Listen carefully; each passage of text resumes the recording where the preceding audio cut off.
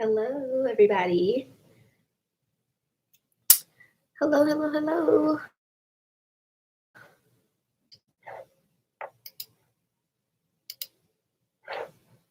Let me know if you guys can hear me.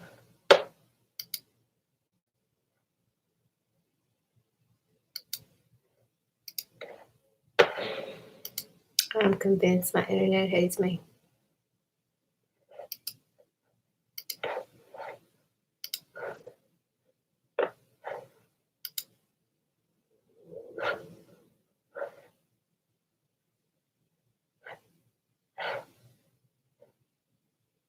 Hey, sister. Hi. How are you guys?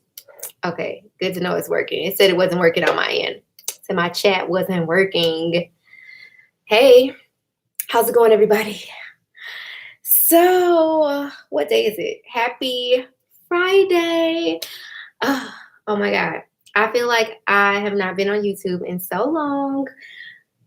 I don't even remember what I think the last video I put up was about the fashion district, probably. So yeah, I've been pretty busy since then, preparing to get rid of my courses, launch a brand new coaching program, launching or releasing 2 new books, coaching sessions all week, and trying to maintain my boutique at the same time. So it's been a whirlwind. I've been all over the place. I've been trying to if you guys can see this board and the calendar, there's a board here, there's a board by the door. I've been trying to organize my whole life to make it make sense. There's a board up here, there's boards everywhere. Been trying to organize my life. Yes, I'm sorry y'all feel neglected. Oh my God. I've been trying to organize my life and get it all together. It's hard out here. It is hard out here. So I just wanted to hop on because I haven't had time to actually record a video and edit a video. So it just made more sense for me to just get on live. I was going live a lot more regularly on Instagram, but I don't want to neglect all the folks over here on YouTube. So here I am. So happy Saturday. Nope, not Saturday. Happy Friday. Happy Friday, everybody. Let's chat about business and all that stuff. So let me recount the top things that I've heard from January up until now, mid to end February. So a lot of people were saying, January was really slow. February still kind of slow, picked up a bit. Some people didn't pick up at all. I've had I don't even know how many coaching sessions. Everybody's trying to run ads because the momentum wasn't there for their business. So they assumed that they needed to run ads to pick the momentum up. And that really wasn't the solution. But hey, what else have I been hearing in my coaching sessions? I've been doing a lot of website and Instagram audits. So a lot of people wanting to know if there's something wrong with their Instagram, something that they could be doing better, wondering if their website could be organized in a different way, or maybe it's not, translating well to their website viewers and things like that. So I've been doing a lot of that. And with the website and Instagram audits, I found that there are so many consistencies across the majority of the people's Instagrams or websites that I audit. So some of those consistencies are people know who their target audience is, but they're not resonating with their target audience at all. Their captions are super generic. There's 1 or 2 lines. Every caption is about the item in the post. Everybody's trying to sell in every single post. And really, long story short, nobody really understands how Instagram works as a platform. So all these different platforms, they work. How did I get here? I don't even know how I got to this topic. So all these different social media platforms, they all have a purpose. They all work in a different way. So one of the key elements to understanding how to best utilize a social media platform is understanding what the purpose of that platform is. So Instagram, their purpose is to connect people with more people and things that they love. So if you guys have probably heard of the Instagram algorithm. The way that it works is that it shows more content to people based on what they have proven to Instagram that they enjoy. So if they frequently comment, like comments, engage with your post in any way, they're more likely to see your post at the top of their feed versus if they don't regularly engage with your post, then they're not likely to see your post. So Instagram is all about connecting people with things and people that they love. So long story short, with that, it's all about building relationships. So not too many people are trying to build relationships with their customers. They just trying to sell merchandise, and that's why the merchandise ain't selling, because y'all trying to sell, and Instagram is not a selling platform. Yes, they do have the shopping feature now, because they realized that there was money to be made there. But yeah, Instagram is not primarily a shopping platform. So in order to be I won't say the only way to be effective, but the way to be most effective on a platform like Instagram is to connect with your audience. So everybody out here trying to sell, and then they in my inbox like, can you check out my Instagram to see why nobody's buying anything? And it's because they didn't come on Instagram to buy anything. They came on Instagram just to check and see what's going on. They came to check on the people that they love, the brands that they love, the things that they love. They didn't come on there to shop. So you have to build relationships with them in order to make them feel like, oh, wow, like she's cool, or this brand is cool. Let me go check out what else is going on their website. So all those, click the link in my bio, and this dress is $25 today, and all that, it's not really the best way to go about things. So another thing is on people's websites, the product descriptions are telling me absolutely nothing. Oh my God, there is, 54% polyester and 46% spandex, and the model is wearing a small. And if you are between sizes, go up one size, and very like generic things. So again, like when a person logs onto your website, they see the photos and they're like, oh, the photo's cute. Let me click on the photo to get more information about the product. More information is not what the item is made of. That is not enough information to provoke someone to, is provoke the right word? I don't know. Anyway, that's not the right things. Those aren't the elements that are going to cause a person to want to shop. So we got to start building relationships with people. Hi, hello. Influence. Yes, that's a good word to use. Influence, for sure. So like, for example, prime example, obviously not my boutique, but still it works the exact same way. You guys finding me on YouTube. Like I was sharing something that you were interested in, something that you liked, information that would appeal to you.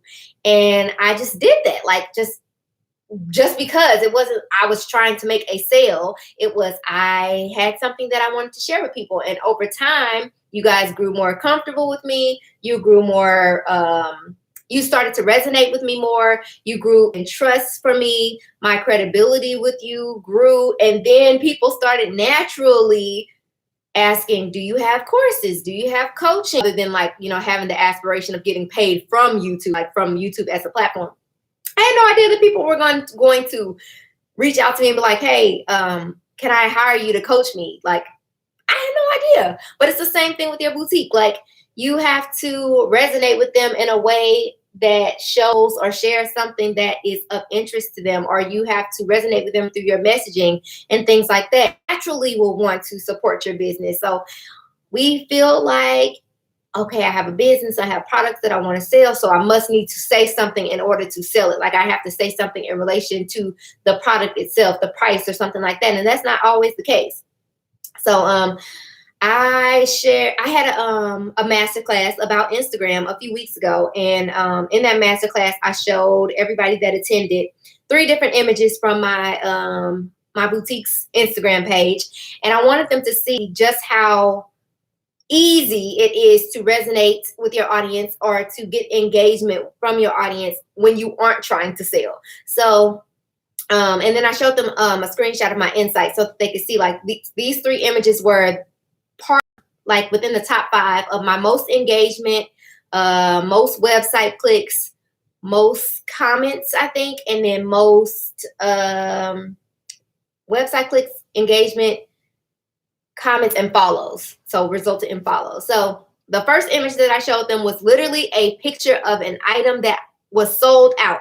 And the caption on this image literally said, "We sold out of this one before we could share it." But isn't it cute? So number one, they couldn't even buy this piece of merchandise, but it resulted in my most website clicks to date. Crazy. I don't know what the logic behind that one was. Don't know. But I was just like, isn't it cute, guys? And they were like, yeah, let me go check the website and see what else is there. So that post resulted in the most website clicks that I ever had, resulted from a post on my Instagram. Then another one was me wearing a yellow jumpsuit, and the caption said, "I used to love wearing the color yellow. I love the way it looks. I love the way that it pops against my skin. What's your favorite color to wear?" Second most website clicks that are out of all my posts. People commented and shared whatever color was their favorite to wear. And that was another highest follows, I want to say. And then the third image that I showed them was a side-by-side me, a picture of me versus a picture of the model from the wholesaler that I bought the item from. And the caption just explained like how the style made me feel. I was like, I wore this outfit recently when I went to Chicago, and it was so soft. It kept me warm. It felt like I was wearing a cloud. Like, it's amazing. Love it. And it looks super cute with this coat that I got from TJ Maxx.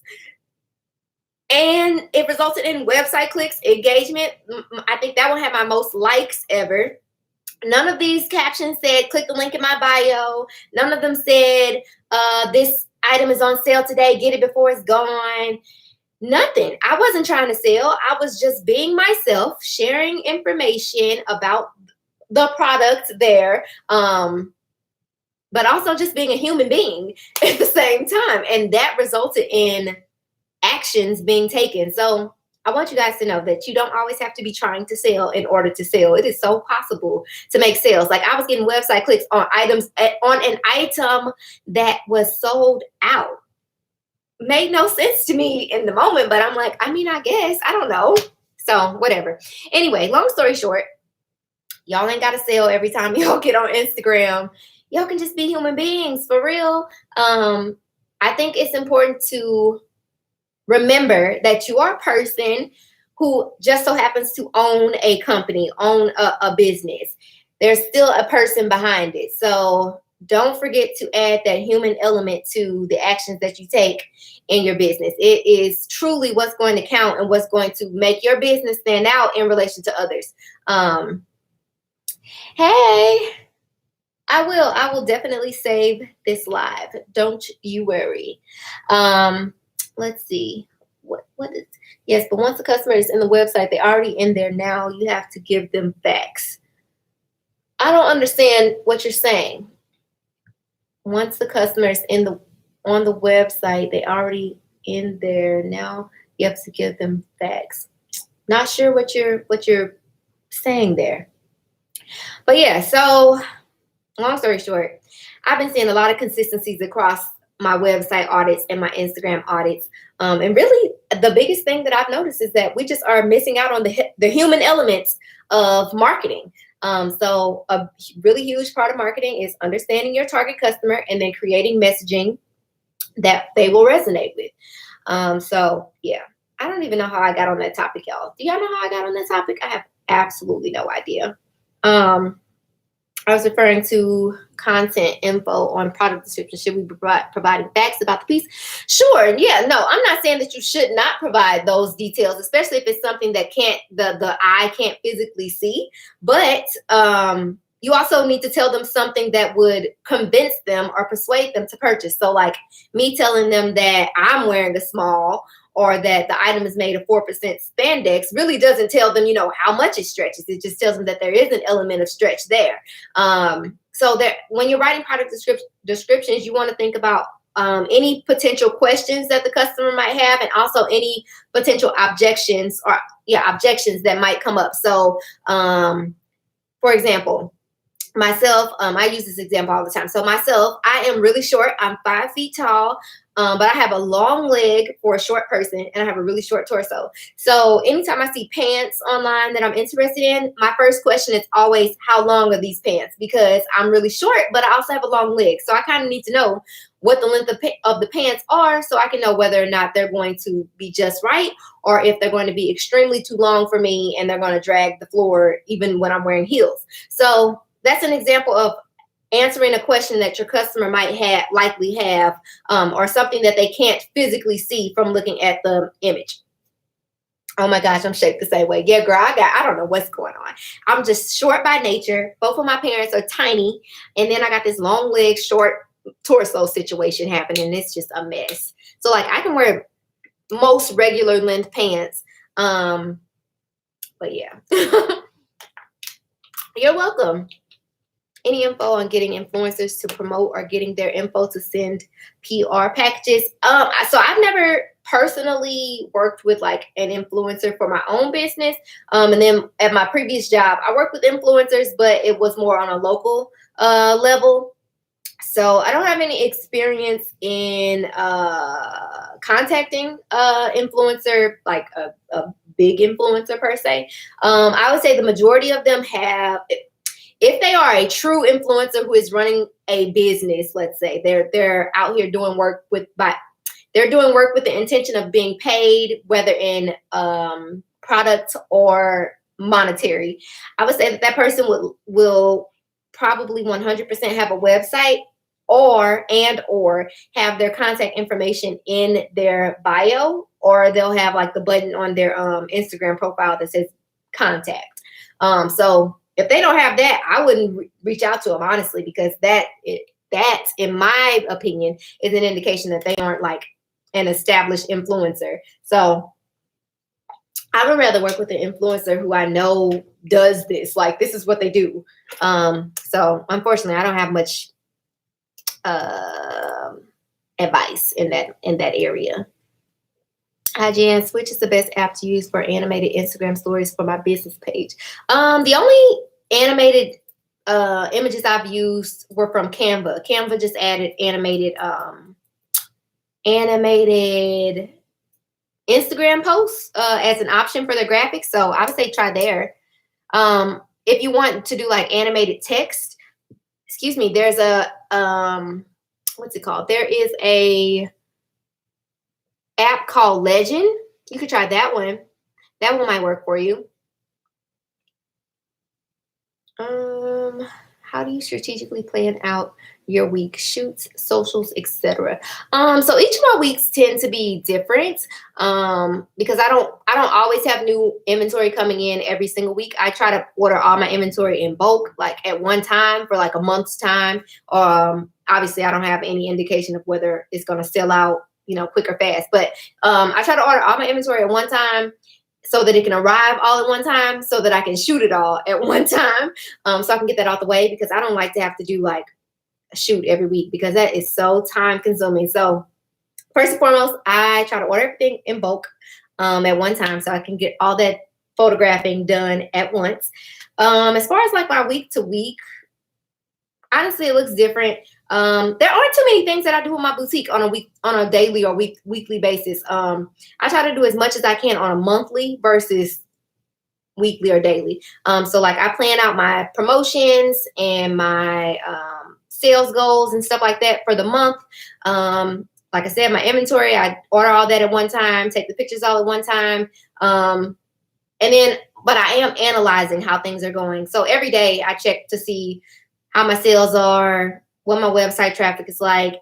And then based on that, then I might decide to run a flash sale or run an ad or something like that. So honestly, there is not too much going on in my boutique. It's a lot of automation. So like my Instagram posts, plan those. Like my Instagram is so planned out. I'm going to show y'all. My Instagram is completely planned out. It's just a matter of me scheduling it and it posting. So I try to get all of that done in advance so that I don't have to worry myself with it, because it could be time consuming. I'm gonna show y'all my Instagram. I love my Instagram. I schedule and plan my Instagram like it's a video game on my phone. Like I am obsessed. I got a post that didn't post. I need to fit. Hold on, let's see. This is my Instagram. Ooh, that lighting is terrible. Hold on. Let's get it right. We're gonna get it right. We're gonna get it right. So this is my Instagram, and it's playing out for like a long time. All the posts are already organized and everything.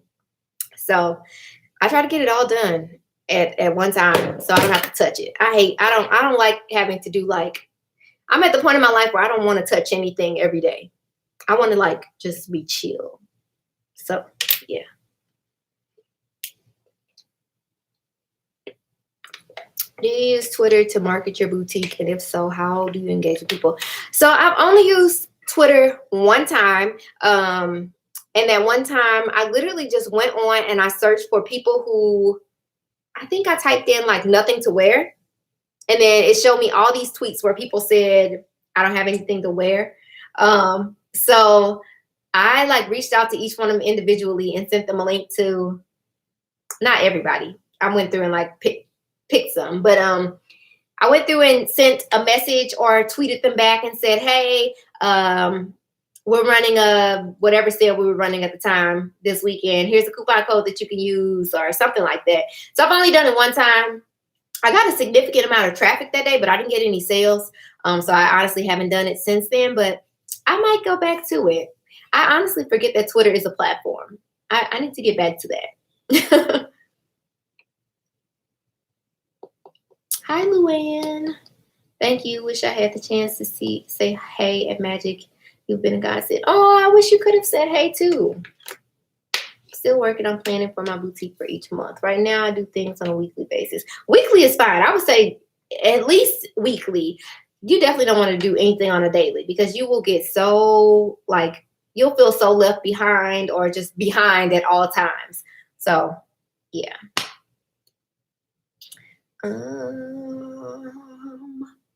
I watched Strategic Pricing over and over. Learning so much from you. Thanks so much. You're welcome. That's awesome. I watch that video all the time too.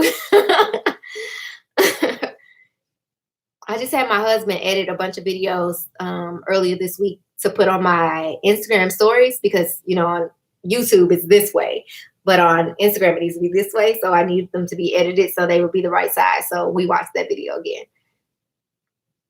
Hi, I just tuned in. What was your response about getting influencers to promote or getting their info to send? So my response was that I've never personally done it for my own business. And then with my old job, it was always just local influencers. So I just said, if anything, an established influencer will have their contact information in their bio. They'll have a contact button on their Instagram and or they'll have a website where you can learn all about their services and how you can go about hiring them as an influencer. So my recommendation would be to only work with those types of influencers who have like an established business per se of doing that type of work. Whoa, first time catching you live. Am I the only guy here? I think there's another guy named Edward. He's usually on. One of my faves. So I've tried running ads and they keep saying they aren't running because of too much text. Help. Hey, nothing. Yeah, you need to not put text on it. So you want to say what you need to say in the actual text field of the ad. Basically, Instagram looks at you putting text on your actual graphic as cheating in a way. So you want to put the text in all of the text areas that they give you for the ad. I'm still thinking about starting an online boutique. I'm in East St. Louis. Oh, look, girl, I'm in St. Louis. But I'm not sure where to start. Do you know any legal requirements that I may need even with shopping vendors? Yeah, so you need a seller's permit. So you would get your seller's permit from the Department of Revenue. So if you're in Illinois, are you in East St. Louis or St. Louis? Which one? Either way, you'll get it from whichever state's Department of Revenue. It'll probably say tax ID. And in both of those instances, I believe it is the tax ID is equivalent to a seller's permit. Yeah, I'm the other guy. He wants some fried chicken. Wait, who wants some fried chicken? I'm confused. You see it? It's that way. East St. Louis. Okay, yeah. So you would go to the Department of Revenue for Illinois, and then click tax ID, and then you just have to fill out the information. It may tell you that you need a business license first and foremost, though. I can't remember if you had to have it first before you do it or not, but yeah, that's where you would get it. And if you for getting your business license, you would get that from the Secretary of State. Secretary of State, yeah. You're welcome. Any Canadians here? Oh, I don't know. I do have a good number of Canadians that watch this channel, though. I met some of my Canadian subscribers when I was at Magic. We spent like 2 hours together, I think. What's the difference between a seller's permit and a business license? Your seller's permit is what allows you to purchase merchandise from wholesalers, and then purchase merchandise from wholesalers tax-free, and then sell it to consumers and collect tax on it. Your business license is what gives you permission to actually run as a legal business in your state. And in some states, you have to get a license from your county as well. Difference in privilege tax and seller permit. I don't know. That one I've never heard of. Okay. Fruit snacks too, if you see some. Thanks. Privilege tax. I've never heard of privilege tax. That one is new to me. I'm not positive. Anybody know what that is? Feel free to chime in. Shameless plug here. I gotta remember to keep doing this. So my second annual boutique retreat is coming up June 16th through the 20th. I'm gonna put the link in the chat thingy. So we're going back to LA. I don't know if any of you guys saw my videos from last year. We went to LA. We went to the fashion district, me and 50 women. Crazy. It was crazy, first of all. So I started this YouTube channel. It grew. People liked me, I guess. Then I was like, oh, we should go to the fashion district. And people were like, yeah. And then 50 women paid to go to LA. It was so cool. Anyway, so we're doing it again. June 16th to the 21st. We'll be in LA again. It's going to be a great time. This time it's going to be bigger and better because I am more professional now, more skilled in my level of planning. And it's going to be a dandy old time. So I'm putting the link in the chat box, but we're going to be in LA. And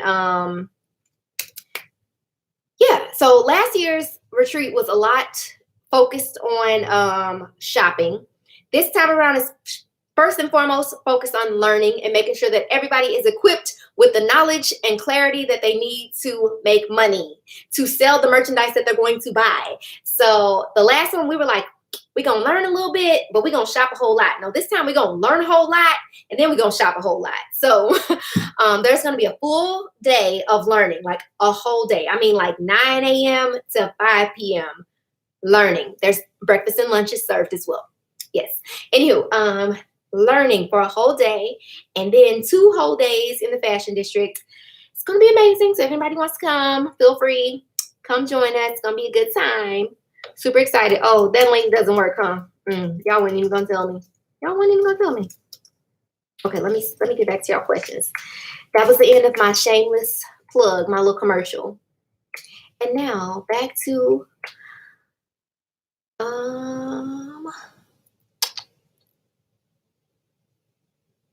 it's a new business as a new boutique, or 10 items a good amount to start with. Yeah.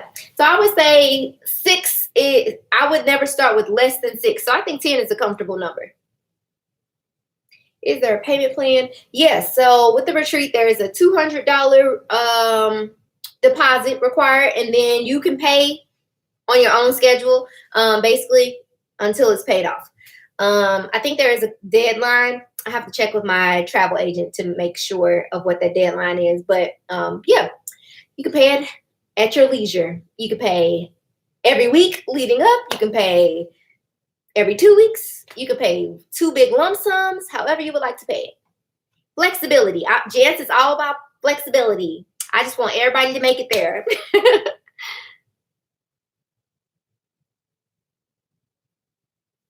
Oh, use a warehouse in Florida. Oh, when y'all having a conversation, I'm like, I don't know what that's about. Do I still have to file for a fictitious name once registered and EIN obtained? I think in some states you do. In every state you don't though. So it depends on your state. Does that price cover the hotel? Yep, it covers the hotel. So the retreat price covers the hotel, the workshop, transportation to and from the fashion district. The workshop will offer breakfast and lunch.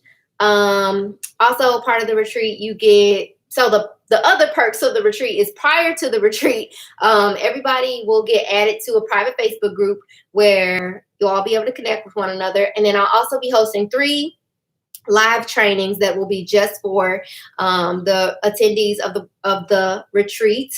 You will also get, after the retreat, I'll be hosting group coaching sessions. So like 4 to 6 people, we'll do an hour-long coaching session. So that will be after the fact. So after you go home, probably like a month after the retreat. So you can go home and start applying the things that you've learned, starting to try to sell the merchandise that you've purchased. And then we'll follow up to see how things are going, what I can help you with, things like that. What else is there? Shucks, I can't think of it all. It's all at the very bottom of the website for the retreat. It tells you all of the stuff that's included.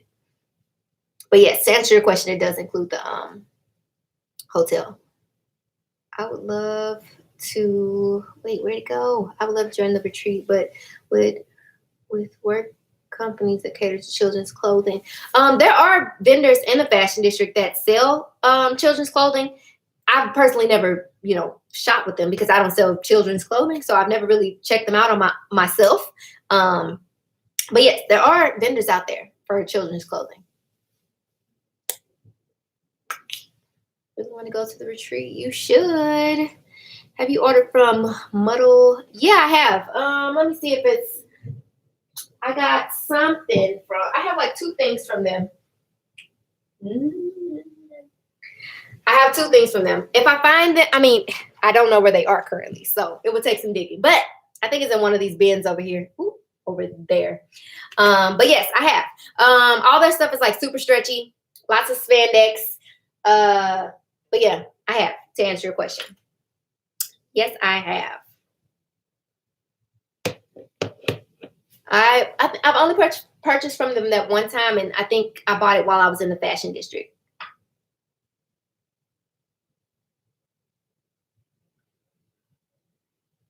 I just purchased your secret videos because you threatened us with not having. Yeah, so all my courses are going away tomorrow at midnight. They will no longer be available. So if anybody has wanted to enroll in a course, now's the time to get it because they are going away. So a lot of people had questions about why my courses are going away. You said harsh.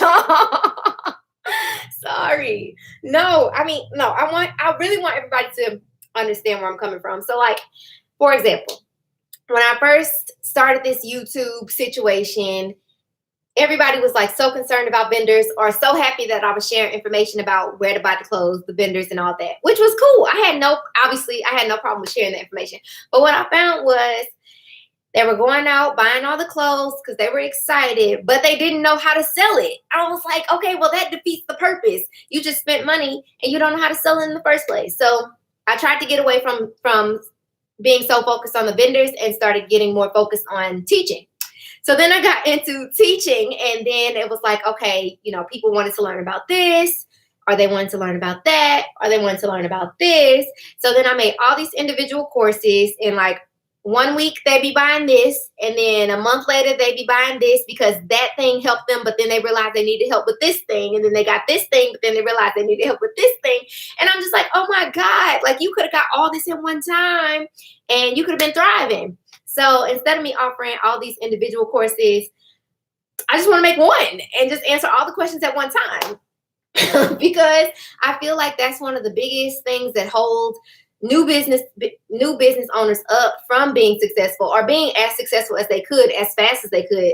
And it's because they want to try to piece things together, bit by bit, not realizing that they need all these other things. So they try to decide what they think it is that they need, and then they realize either that's not the thing that they needed, or that they needed that thing, but they also needed 3 other things. So I'm not discontinuing my courses so that you won't have information anymore. I'm discontinuing them so that I can make just one big lump sum teaching source, because I want everybody to save their coins. I want everybody buying 97 courses. Like, no, let's just do it all at once, get it over with, and then we all thrive out here. So that's my mentality around it. Don't be mad at me, y'all. I'm trying to help y'all save a coin. I promise I am. Do you have to bring your permit to shop during the retreat? You should, yes. So the majority of the vendors out there don't ask for it. They're supposed to, but they don't. They just kind of assume like, oh, you're out here, cool. But you're supposed to have your seller's permit with you, because they are supposed to ask for it, and a lot of them do. Because once you start placing orders, they'll ask for your business information and all that. And then that's usually when they are supposed to ask for your seller's permit. Sell in Canada, planning on selling around the world. Go, me too. So I have international shipping offered on my website. So by all means, whoever, wherever, they can buy whatever they would like, and I will definitely ship it to them. These little spammy comments. Oh my God. So mean. Reports. Just terrible, whoever this person is. Remove. What the what get lost? Yes, I'm here for saving coins. Can't wait for the new coins. Okay, me too. I'm here for the saving of coins. And more so, I'm like, so with me getting rid of the smaller courses and launching just one bigger course, I also am going to start doing more live trainings versus the self-paced courses. So there'll be a lot more webinars and things like that, so that I can actually answer questions, in real time, versus people trying to learn it on their own and maybe not understanding it fully. So I am just trying to make things better. That's all. Need me to be a moderator.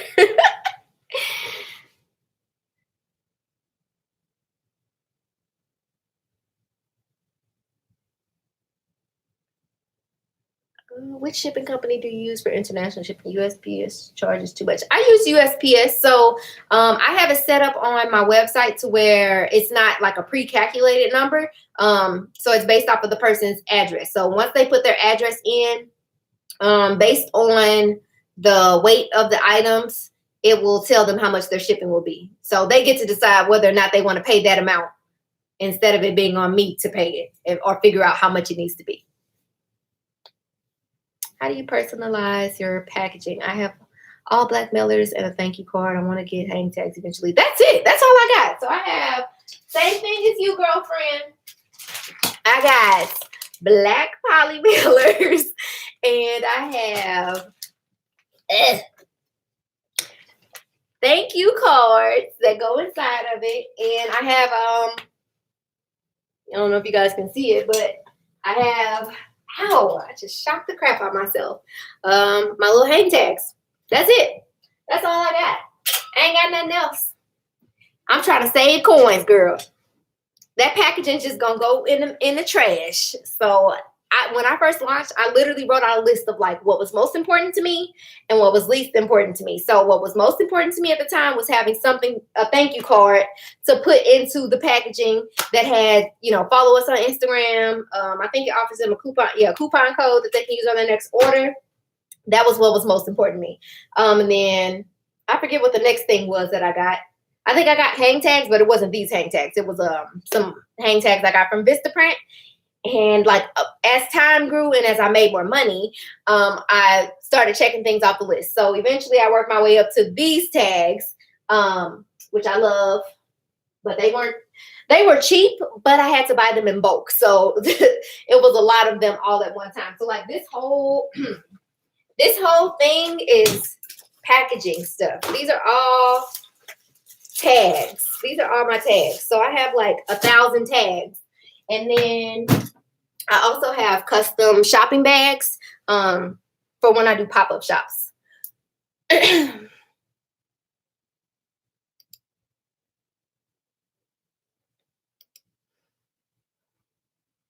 Do you change out the labels and add your own, or do you change the? I just changed the hang tags right now, so that's my next thing that I'm going to invest in is private labeling. This poly mailer, that poly mailer probably ain't going to ever change.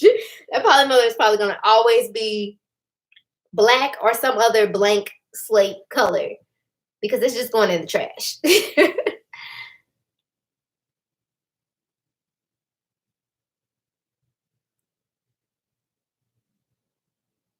Yeah, I would love to have some plus size merchandise, but I just can't find what I would like to sell in plus size merchandise.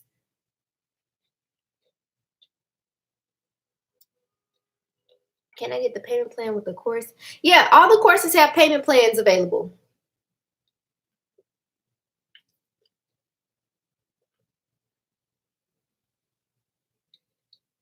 Have you add your name brazen on your clothes or just a tag? Just a tag. My tags and my bags are from a company called JM Label. J as in Jance, M as in Mark Label. They're in China. So I actually found them when I was at Magic. What's this? Not this February. I think it was August. I found them in August.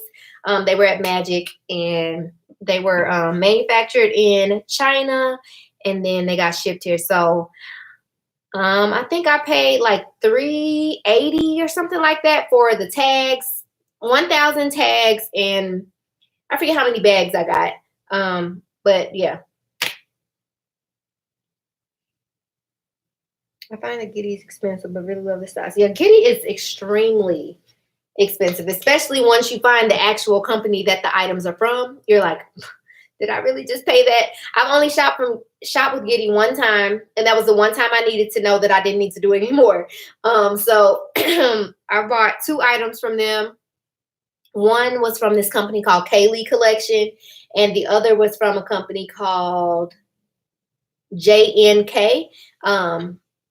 So the JNK company, they're actually not online, but I shop with them when I'm in the fashion district.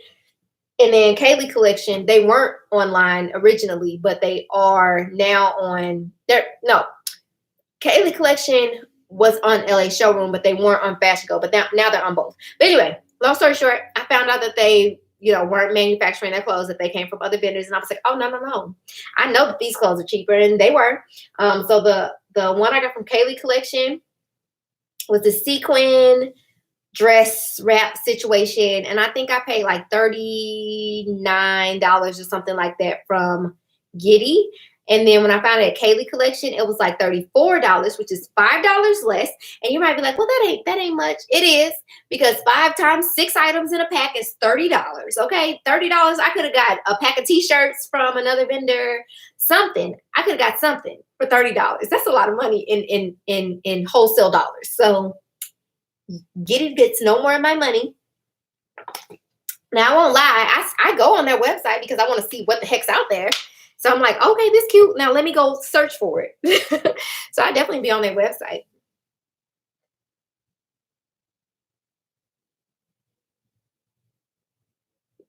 Have you ever sold shoes? No, I have not. Yeah, no, I haven't.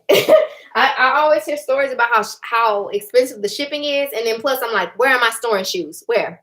I mean, obviously, granted, I want to sell them, so I don't have to store them. But if they don't sell, where am I storing them? I'm already worried about. I'm gonna turn this around so y'all can see. So I just recently had to like buy all these. I literally went in Target and bought every bin that they had because I need to organize the clothes because they were getting out of hand. And then right here, nope, ooh, where's my finger? Okay, so right here is another rack of clothes, and then right there is another rack of clothes, and then in that closet on the floor is a big black bin. Right now that has all my coats in it. I'm waiting for those coats to freaking sell. I'm trying to sell them this weekend. I'm running a sale on all my coats. Prayerfully, they're gone by the weekend. So all my coats are in there, and then there's one other bin, like a smaller bin on the opposite side that has merchandise. So at this point, I'm like, where would anything else go? So yeah, I mean, these bins, they aren't, there's probably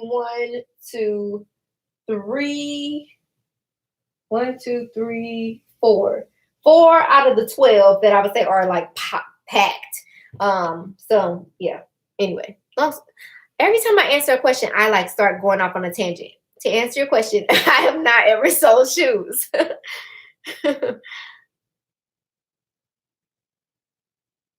How many different items, outfits did you buy at the vendor first time? But how much did you spend on getting clothes? So I bought one pack of everything that I had. Till this day, I still only buy one pack unless I know it's something that my customers will 100% buy. Like it's usually like something I've sold before or something similar to something I've sold. I might buy 2 packs. 2 is my maximum at this point. So I bought one pack of everything, and I had like 22 different styles when I first launched. And I spent like a little bit over $2,000. I think that might be a lie. I think it was like $2,000 though. But I didn't put all of it up on my website at one time.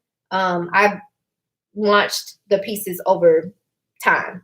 So I did that because I didn't want my website to ever be out of stock per se. And I also wanted it to look like, I was releasing new stuff on a regular. So instead of me pushing out 22 items at one time, it was like, here's 10, and then, sell some of that. And then the next week, here's a couple more. Next week, here's a couple more. Here's a couple more. And then obviously, as the inventory was flowing out, I was buying new inventory. So the process was continuing. So that's another thing that I've learned in a lot of my consultations is that I don't know how some people's brains be working, but like they'll buy something from a vendor and then they wait until it's completely sold out to order something else. And I'm like, why? I don't understand it. So me personally, when I purchase something from a vendor, I keep in mind how much I paid for that pack and then how much that entire pack is valued at based on the prices that I said. So let's say I paid $60 for a pack and I price whatever's in that pack at, I don't know, $30. So in order for me to make my initial investment of $60 back, I need to sell 2 of these items to make $60. Once I make $60, I'm like, okay, I've made my initial investment back. I can afford to buy something else. And then everything else that I make outside of that $60 is profit. So that's how I look at my profit. Everybody don't look at that profit like that, but I look at my profit like that so that I can continuously keep the momentum of inventory coming in my business. So there's a lot of people that be like, no, I ain't sold out of it yet, so I ain't bought nothing else. And I'm like, girl, okay.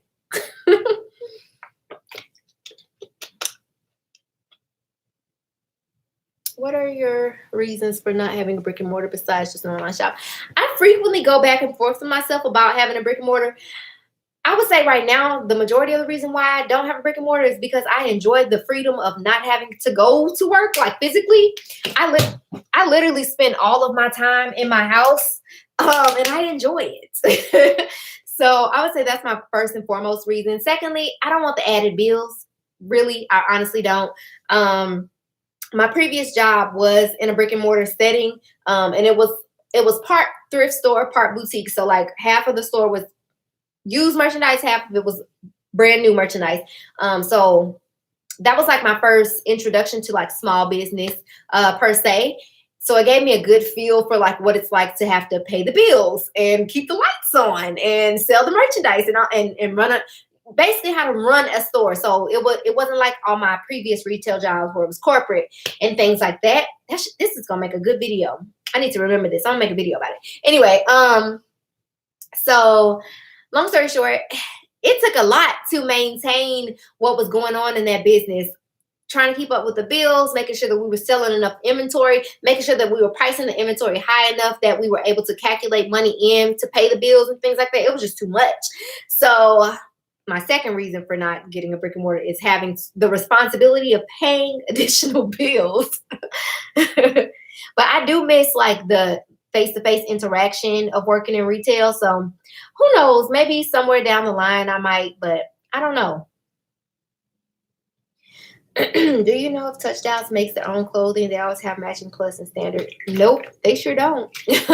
No, so they get a lot. So Giddy, Touch Dolls, there's some other one, Diva something boutique. I don't know what it's called. They all get a lot of their merchandise from what's that one wholesaler? Good Time USA. They get a lot of their stuff from Good Time USA.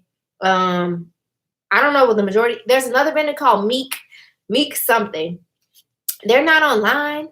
But they have a showroom in the fashion district. A lot of the stuff that I see on Giddy and Touch Dolls and stuff comes from them. So they all kind of have like this. I don't know if they like besties or what. I don't know. Funny story. So you know how you can put like the little question box in your stories on Instagram. So the last few times that I put the question box in my stories, I can't remember what question it was, but the last two times, whoever runs the Touch Dolls account commented in the box and was like, I'm just here for the answers, or I'm just here for the responses. And I'm like, girl, what you here for? I'm confused. I don't know. Anyway, I didn't say anything back because I didn't know what the purpose in commenting was or what responses they were looking for. I don't know. But anyway, long story short, no, they don't design their clothes. There is not a good, I can't name a single boutique out here that I personally follow that designs their own clothing. I don't know any. I don't know any. Like I know Nicole Lionel, she designs some of her pieces. Not a lot of them. A good number of them come from the fashion district. When I was just in the fashion district in January, I but I saw her in the fashion district. She was going in and out of the showroom just like me. But the way that she presents herself, like literally in her bio on Instagram, it says fashion designer, creative director, and I forget what else. Like she presents herself as a fashion designer, so it gives people the perceived they perceive her as a designer, so they assume that she designs her clothing, and that is not the truth. She designs some of it, not all of it, not the majority of it. So yeah, okay, I'm gonna stop ranting now because everybody thinks I hate this girl, and I don't hate her. I really don't. I promise I don't.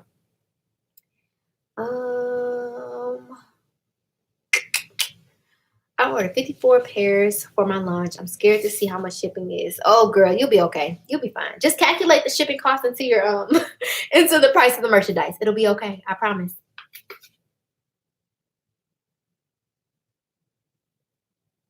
H&H. I don't think I've heard of that one. Let me write it down so I can check it out.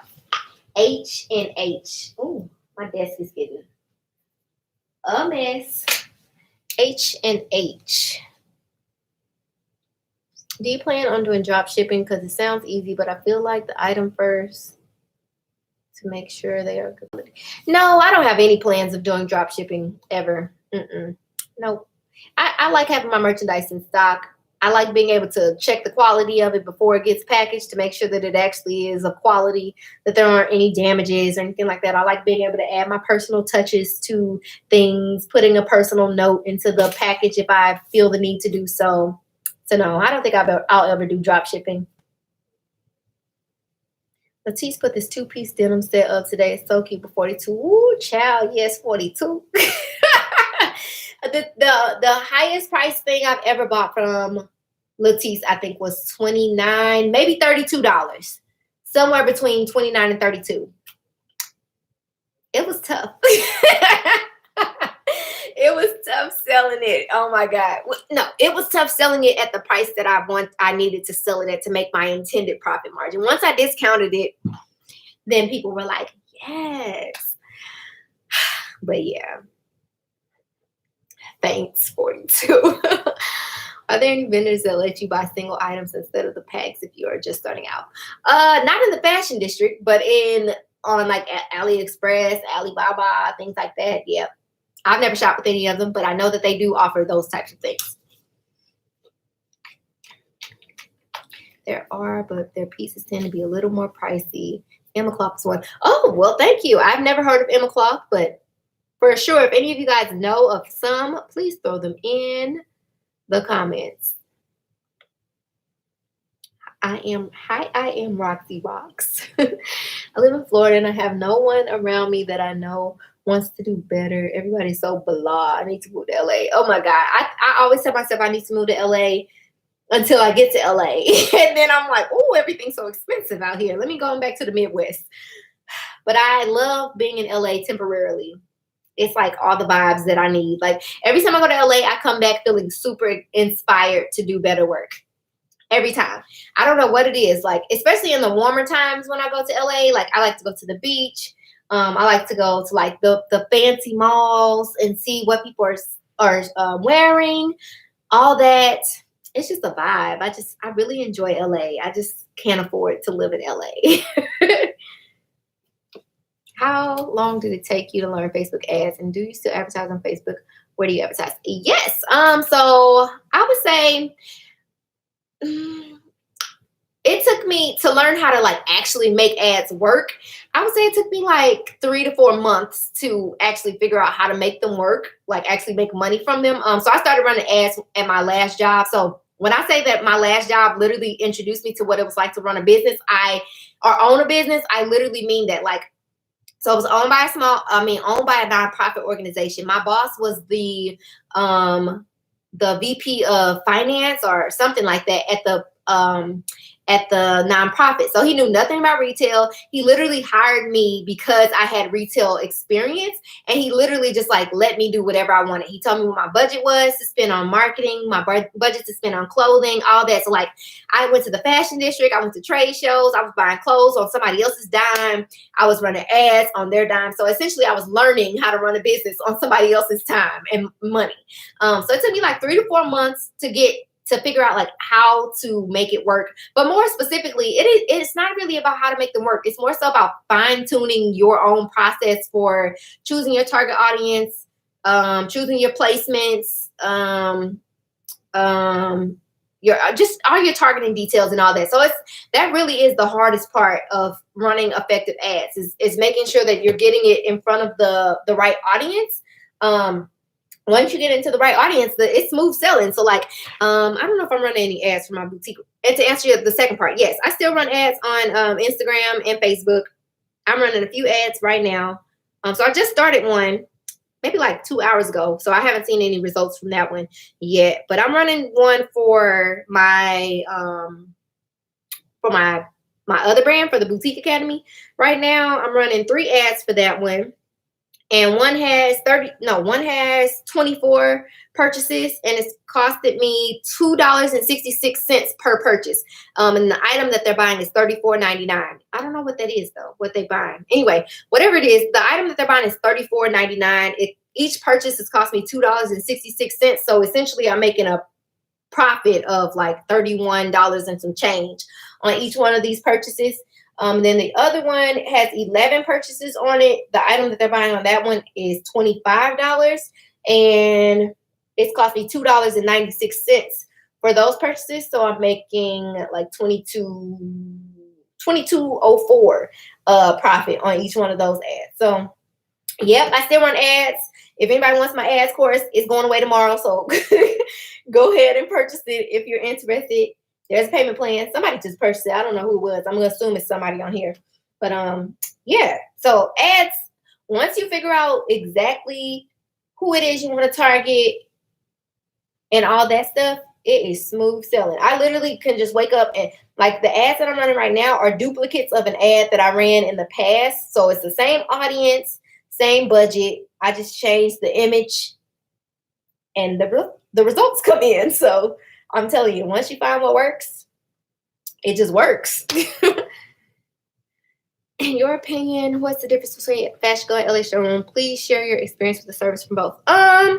Really nothing. I would say I feel like Fashion Go's like actual website and interface, in my opinion, is more engaging versus LA Showroom. I feel like it's still a little bit like clustered and not as organized, in my opinion. Some people might think differently. As far as like they both have certain vendors that are like exclusive to their platform or just aren't on the other. So I do frequently go back and forth between the two. But I wouldn't say that there's any like major differences that would cause me to like not shop with one versus shop with the other.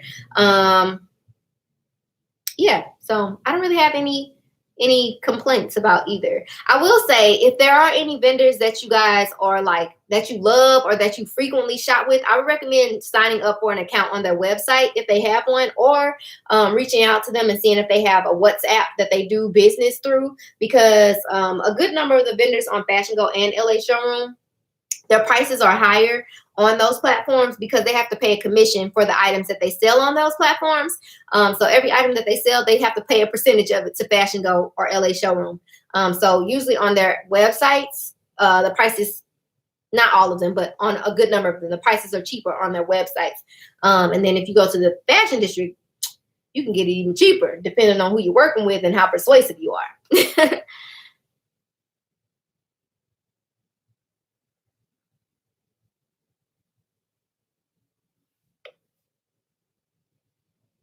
Does Sonia B's design? Nope, she doesn't. So I just met her actually. I met her at Magic. A girl that does a girl that I went to high school with is her marketing director right now. So I saw her and then she introduced. It was so funny. So I'm talking to the girl that I went to high school with, and she was like, "Yeah, I'm here with my boss or whatever." And I'm like, "Oh, okay, hi, how are you?" I shook her hand and everything, not even realizing who she is. She has Sonia B's literally, or like Sonia something on her shirt, not paying any attention. There's a girl in front of me. She has Sonia B's on her shirt, not paying any attention. I'm just talking to the girl that I went to high school with. And then she's like, "Yeah, Sonia B's, da da da." And I'm like, "Sonia B's?" I'm like, "Yeah, I follow them." And she's like, "Yeah, that's her." I'm like, "Oh, this is you. Oh my God." So yeah. Anyway, when they were there, they were putting together a vendor list of like the vendors at Magic, which is what a good number of people do. They literally, as they are shopping for vendors, are shopping for clothing for their companies.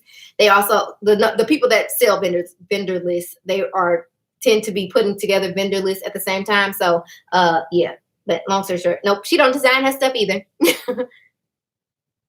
Chance, I swear, Touch Dolls and Giddy are the same people. They probably are, for real. I don't know. I feel like they all in cahoots, for real.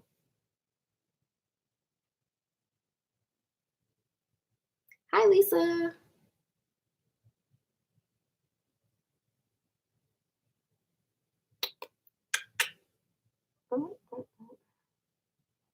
I missed the intro. Can we ask any questions? Yeah, ask away. Ask any questions that you have. If I can answer, I most certainly will. Anyone use the relabeling and other service with CNS LA? Nope, not me. But I've heard experiences of. I've heard good experiences and bad experiences. So there was a girl I met at Magic, and she said that like they lost some clothes of hers or something like that, and they didn't reimburse her for it. But I've heard also really great stories. So I don't know. Makes me a little nervous. Have you ever heard of the vendor Pastille? I've heard of them, but I've never shopped with them personally. If I bring someone along on the retreat, do I have to pay for them as well? If they are wanting to attend the workshop or come to the fashion district by way of the transportation that's included in your payment, then yes. If they are just coming to enjoy LA with you, then no.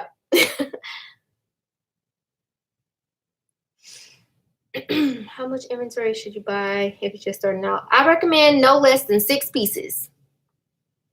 Do you respond to DMs on IG? Yep, all day. I just get so many of them. I literally have, honestly, I don't know how many I have, because once it gets to 99, it just says 99 plus. So all I know is it's more than 100. It's just 99 plus. So yes, I do answer them as quickly as I can. As quickly. Did you send me one? Let me know if you send me one, and I'll search for it through. I can type your name in, and it'll pull up your message. You said, I know you would save so much. Like with what's it, Sonia B's, Nicole Lionel, like all of them, they're in LA, and I'm just so jealous. I'm like, oh, that's the only part that I wish was part of my own business, that I was out there. How long did it take you to gain followers on YouTube and IG? On YouTube, I don't know. I gain new subscribers every day. Let me see. I started doing YouTube seriously in March of 2018. By March, April, May, June, July. I think by the end of July, I had 1,000. Yeah, by the end of July, I believe I had 1,000 subscribers, and then the 4,000 watch hours. So to get approved to be a YouTube partner, to get paid from YouTube, you have to have 1,000 subscribers and 4,000 hours of watch time. So by the end of July, somewhere in July, I gotten approved for that. So it took me what's that? March, April, May, June, 4 to 5 months to grow 1,000 subscribers. And then now I'm at like 24,000 or something like that. So I don't know. It grows every day. I don't keep up with it. I just let it grow at this point. As far as IG on my business, well, I have multiple businesses. I don't even know how many I have on all those freaking pages. Hold on. Please hold. So on my boutique's Instagram, I have 3,228. I launched my boutique at the end of,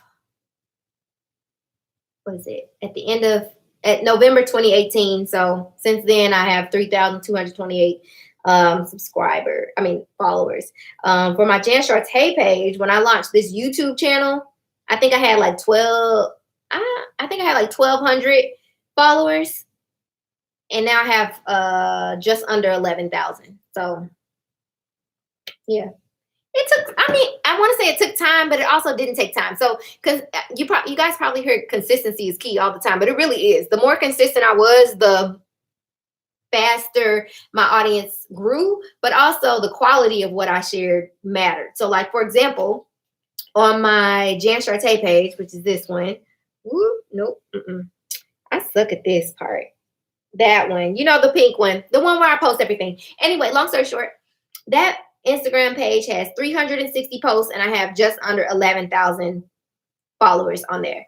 My boutique has 347 posts, which is 13 less than my other page, and I only have a little over 3,000 followers. So the quality of what I post on my Jan Charté page is I put a lot more effort into that page, if I'm being completely honest. I put a lot more effort into that page and like making sure I give you guys the best possible content versus with my my boutique's Instagram. I put a lot of effort into like the content of like what it looks like, but I would say I don't put as much effort as I definitely could into like using my stories, promoting my Instagram, and things like that. So yeah. Your ads course is fire. I'm about 40%. That's awesome. My mind is blown.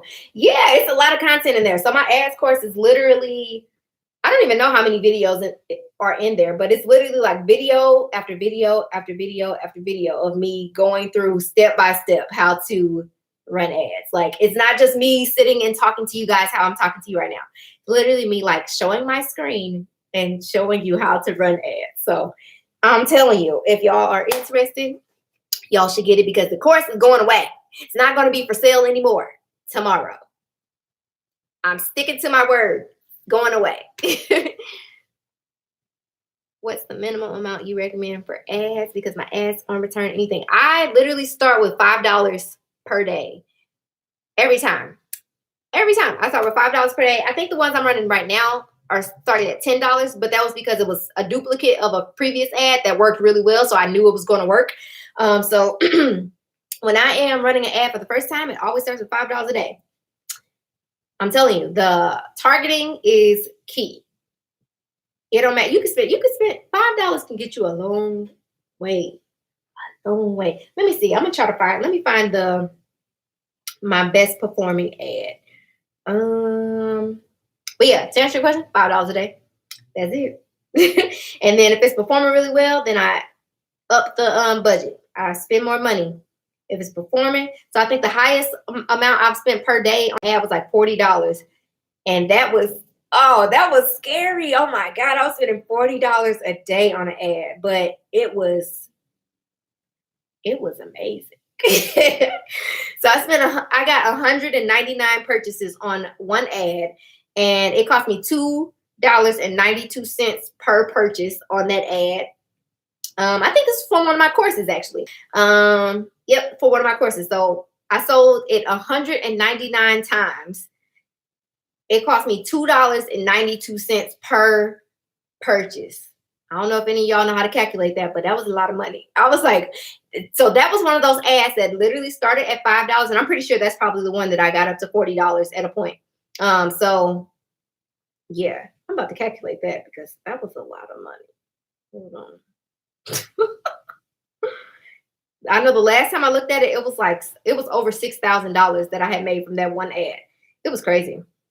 But yeah, $5. Never purchase wholesale from Shein. Swimwear is gorgeous. Oh no, can you keep the ads course like until the end of March? If you remember to DM me, I'll send you the link. But it's going away. It'll still exist. It just will be hidden from the public. Because everybody that's in it will still have access to it.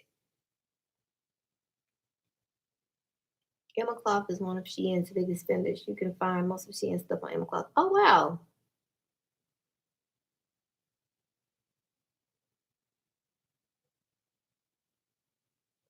Dang, I scrolled too far. They need to sponsor me for always shouting them out. Yes. That's how I feel right now. I feel like I shout out so many businesses and stuff. I'm like, everybody just needs to pay me at this point. Does that place you got that brown knit jumpsuit have WhatsApp? No, I was pissed me off because so the brown one, I really wanted the gray and the black one. They were sold out. And I was like, okay, cool. I'm like, are you going to get the other colors back in? He was like, not sure. Probably not. We don't know. So I'm like, oh, do you have a website? No. Are you on Fashion Go? No. Are you on LA Showroom? No. Do you have WhatsApp? No. I'm like, well, you don't want my money then. Pissed me off. So no, I wish they did though. I'm going to call them and see if they have it. They probably don't though. Do you know any unisex vendors or vendors that sell street urban wear for women? No, not really. Not that I can think of off the top of my head. What's your definition of like street urban wear? Because I feel like different folks got different ideas of what that means. Thanks. When is the retreat? The retreat is June 16th through the 21st. And there's two different packages you can choose from. So there's a general admission package and a VIP package. So the VIP package is one extra day. So if you choose general admission, it's the 16th through the 20th. If you choose VIP, it's 16th through the 21st. So the VIPs get an extra day. We're going to the beach. We're going to be on a private boat because I got a little more money these days. So we're going to get on a boat.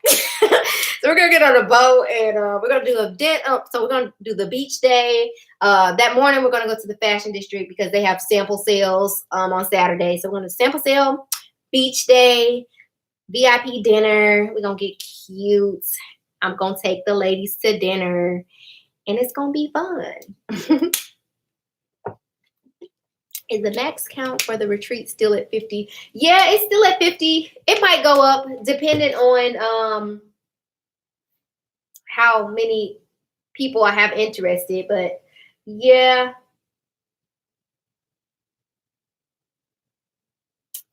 Dang, you were fast. She sent me a DM, said, send me the link to the ads course. Gotcha. Hold on. Okay, I'm going to do it right now because if I don't do it right now, it's not going to happen. Love my sets from the set. So far, I ordered 2 styles. I'm hoping to photograph them this weekend. That's awesome. So I made this video and he still hasn't sent me mine. And every time I talk to him, he goes, oh my God, yes, I'm so sorry. I forgot. I'm like, it's cool. I don't feel like taking the pictures anyway. But yes, I'm so happy everybody likes their stuff. Some of the girls sent me their pictures yesterday. I was like, yes, y'all looking cute. I did too. Are you selling any shoe vendors?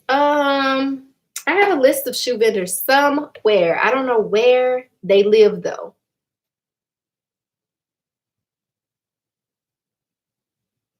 Yeah, the set doesn't have a website. They accept orders via WhatsApp currently. But they're gonna get a website real soon because I told him I'm gonna build you one because you can't keep going on like this, sir. The people are too excited. They want to purchase. And he's just one person. I'm like, you need a website. So he will have a website soon. I need to email him. Now that you say that, that reminds me that I need to email him. How often should you post on YouTube? Oh wait, I skipped somebody's question. So answer your question. I would say you need to just give yourself your own schedule. So when most people talk about being consistent, it's more so about determining a consistent schedule for yourself.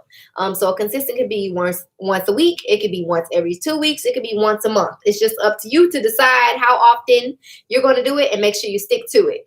So that's usually where most people fall short, is when they don't remain true to the promises that they made. So if you say you're going to come once a month, then it needs to be once a month. If you say you're going to be here once a week, once a week. If you say you're going to be here every Tuesday and Wednesday, you need to be here every Tuesday and Wednesday.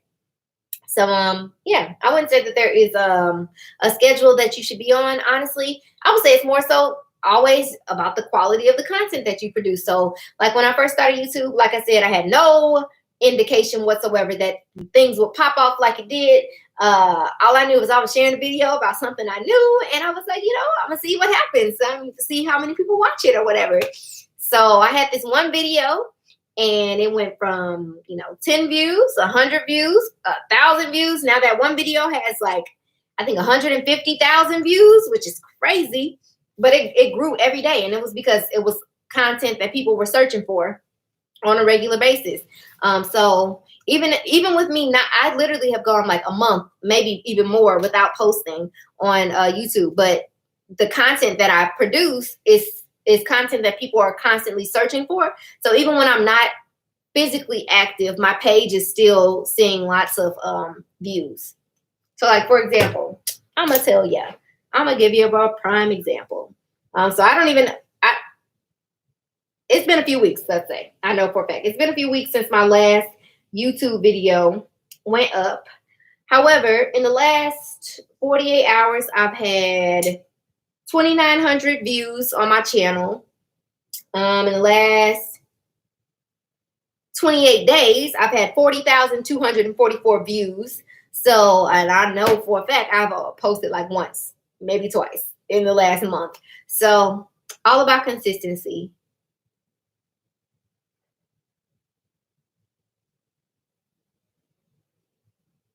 Tell them Jan sent you. Ask what's going away. Is that one including the boutique vault videos I've purchased? Nope. So the boutique vault is a bunch of different topics. The ads course is its own separate course because it literally requires like step-by-step modules. So there's like over 20 lessons alone in the ads course, literally walking you through step-by-step everything you need to know about running ads. So it's its own separate course. Do you recommend using business credit? I recommend using business credit when you know that you can pay it back. That's it. I would not recommend using credit of any sort if you do not have the capability to pay it back. So like if you are at a place where your business is seeing no momentum or it's not consistent revenue coming in that would allow you to be able to pay your debts back, I would stay far, far away from credit. What is sample sale? So on the weekends, well, not the weekends, on Saturdays in the fashion district, some of the vendors, not all of them, some of the vendors literally roll out carts of clothing, tons of carts. Like they literally are like outside. Carts and carts and carts of clothing of just like samples. So samples are the items that they have in their showrooms that tend to not be for sale. They're usually like the items that they have out on display for you to choose whether or not you're going to purchase it. So they roll out all these racks of samples, some of them old, some of them like not old, but like either they've sold out of it or they have like really low quantities or something like that. Anyway, long story short, they roll these racks out there and you can purchase samples. So instead of you buying it in packs of 6, you can buy 1, you can buy 3, you can buy 4, 5, 6, however many they have, you can buy at your leisure. And they usually are cost less than they would, on a regular day. So some people find great success at sample sales. Me, I do not, because the quality of the things that they put out there usually isn't what I'm looking for. So every now and then I find, a couple pieces. But yeah, so that's what a sample sale is. Anyone know of any vendors that have sets available? For example, anyone know of K&Co, those type of sets? K&Co gets her clothes from a bunch of different vendors. So all those clothes that she has are from a multitude of vendors.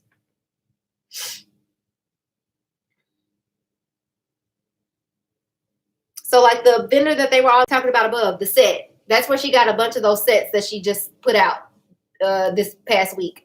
Like all those little jogger track type sets, those are all from the set. The phone number that they put above.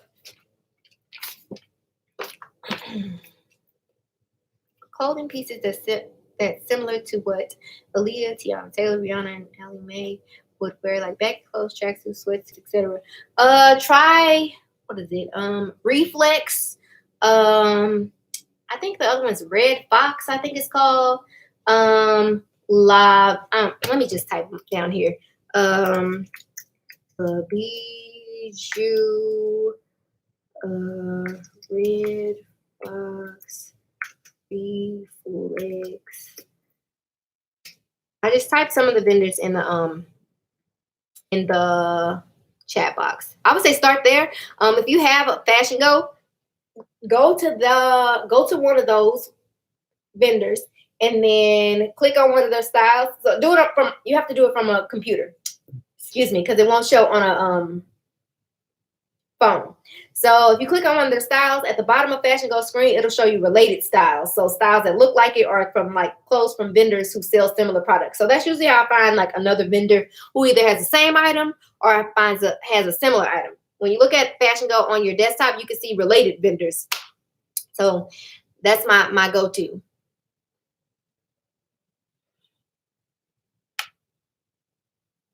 I really would like to purchase a shoe vendor.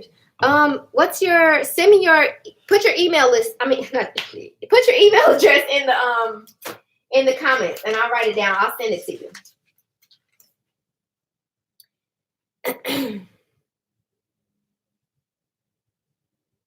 Just got the course. Happy dance. Where do I purchase the course? I'll put the link in the. I don't know if links work. Do links work in this chat box?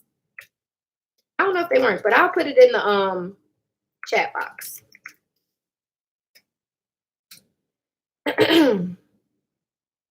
Where do you sell hairless vendors and clothing? No, I don't have any hair vendors. I do have clothing vendor lists. You're welcome. Where in NYC do they have sample sales? I have no idea. I have never gone to NYC for clothing. I always go to LA.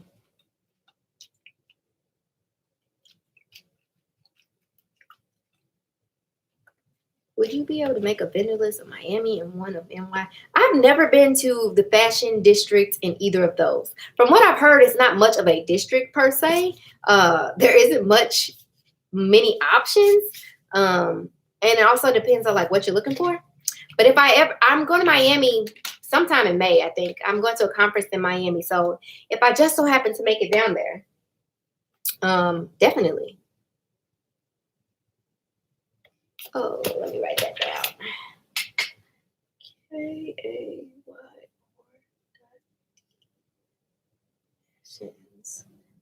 I know I probably look weird. Gmail. Okay, got it. Got it. I got your email address. I will send it to you as soon as I get off here. You're welcome. How do I sign up for the retreat? You can go to laboutiqueretreat.com/RSVP. Oh, if you're not on my email list, I will put your if anybody's interested in the boutique retreat, just throw your email address in the chat box and I will send the information to you.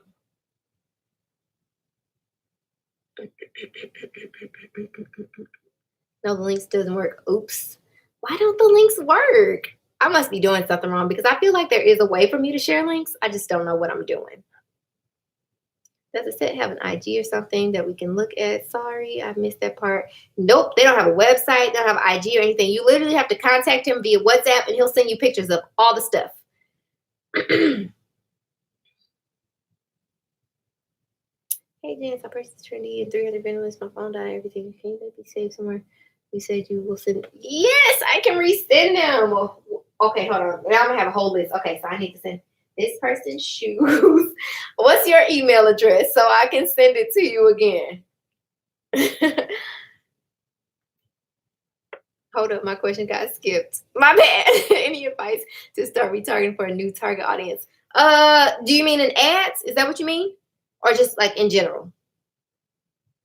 Oh, look at all these emails popping up down here. Oh man, okay. My sister's calling me. I feel like me and Natalie always have our sisters calling us when we on live. Anita45@gmail.com. Dang, I just broke my little. Okay, that's mystery. Do I just type in the set in WhatsApp? You can type in his phone number. So WhatsApp is just like a texting app, basically. Hold on. We're going to get you the phone number.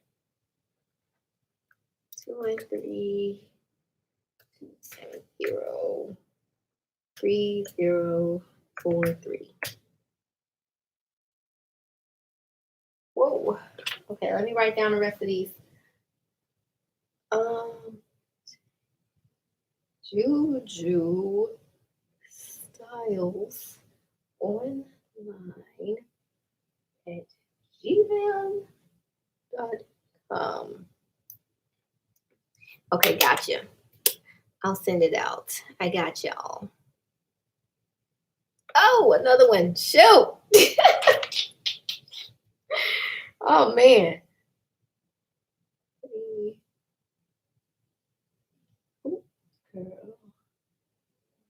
2002.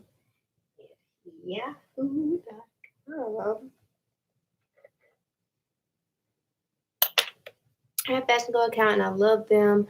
I just started my online store. I'm waiting to attend the magic show. My email is fancy@Yahoo. Fancy thoughts. Yahoo.com. How much for a one-on-one with you? So I have 3 different packages for one-on-ones. I have a 1-hour session, 3-hour session, and 6-hour sessions. So the 1-hour session is $197. All of these have payment plans as well. So the 1-hour session is $197. The 3-hour session is $495, and the 6-hour session is $695. Yeah, so they all have payment plans. With the 3 and 6-hour sessions, you can split them up. So you can do like 3 1-hour sessions or 2 1.5-hour sessions. The 6-hour sessions, you can split that up as well, however you would like. But yeah. MIC. Whoa, where'd it go? MIC sure is. And I went last June. It was a disappointment. Yeah, I have never heard anybody say anything good about the New York fashion district. Okay, I got you. Shoe business. Shoe business. Gotcha. Oop. Y'all just throwing these these email addresses out here. Thanks for doing this live with us, Heaven said. You're very welcome. Thanks for tuning in. I want to start so bad, but I'm scared to fail because I don't have anyone to sell to. I'm also in a Facebook group and I love it. Oh, wait, but what do you mean that you don't have anyone to sell to? What do you mean by that? Because there are nearly 8 billion people in this world, so you have someone to sell to. 8 billion.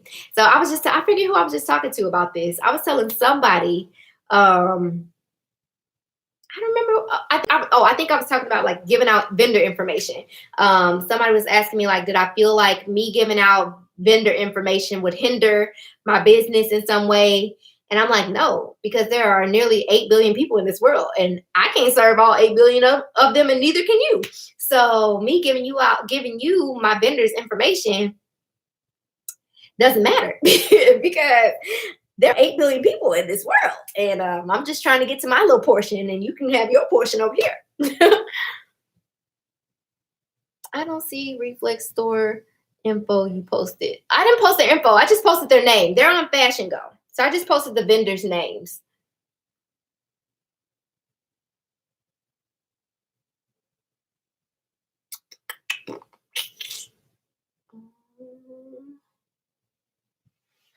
Janice, how do you find your target audience? Do you do surveys or random women to see what style they're looking for, or do you ask your followers on IG?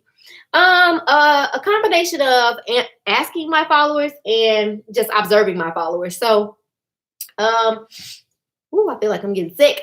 When I first launched my business, I had an ideal target audience. I thought I knew, who I was targeting, who I bought these clothes for, who I was marketing to. Once I launched, I realized, so when I first launched, it was like women my age and older. So like at the time I was 28. So it was like women 28-ish to like 39 or something like that. But once I launched, the majority of my customers were my age and younger. So I was like, okay. So in realizing that, I just started studying those people. So as people followed me, so this is a really good point. So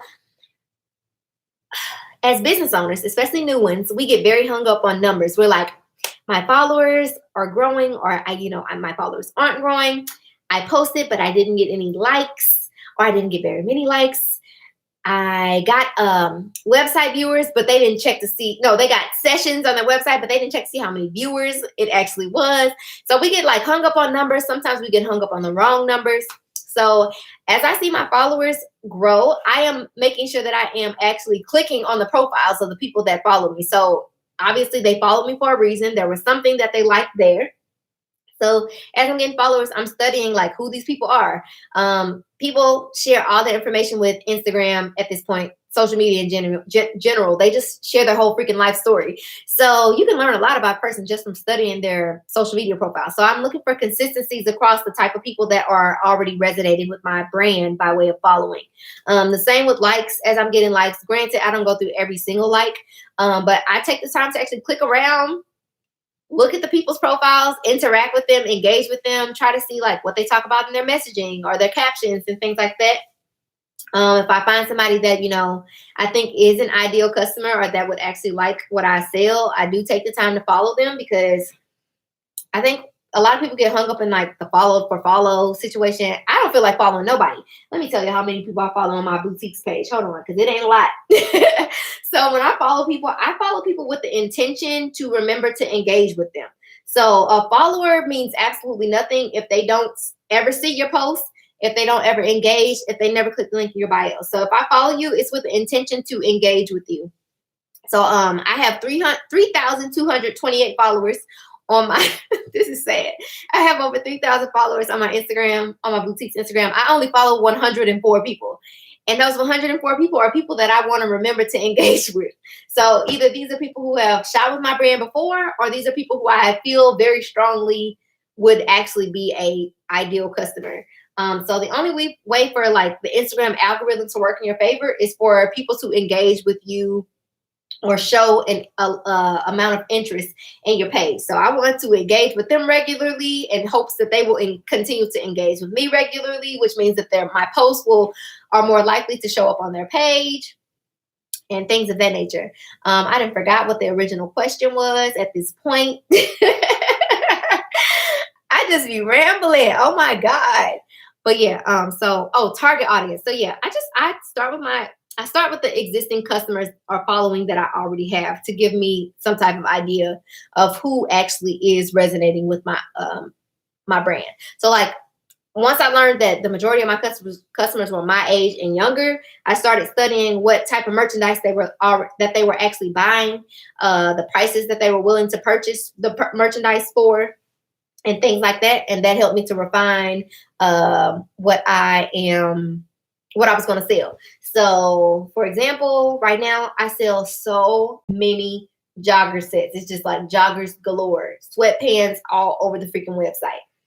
That was not the ideal situation when I first launched. I was like, I want to look cute and grown and sexy, but comfortable, whatever. And then these youngsters came around. I threw in a couple sweatsuits one time, and they were like, "Yes, we love sweatsuits." They were buying them full price, and I was like, "Oh, these work. Let me get some more." And so now my site is just filled with comfy things. Every now and then, I throw in my cute thingies. But yeah, so just studying the people that already exist versus going out looking for. I do go out and look for people, but I start with the people that already exist to give me an idea of who I should be looking for. Chance, I need that ads course. Please don't take it away. Just send me a DM when you're ready to purchase it, and I'll send you the link. Is there anyone here from Houston? They have wholesale places as well. Oh. You can do it. Stop thinking that way. Yes, exactly.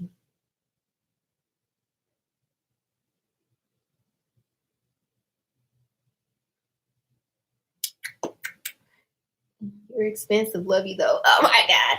I'm not expensive. I just know my worth. Okay. No, when I first started doing consultations, what was that?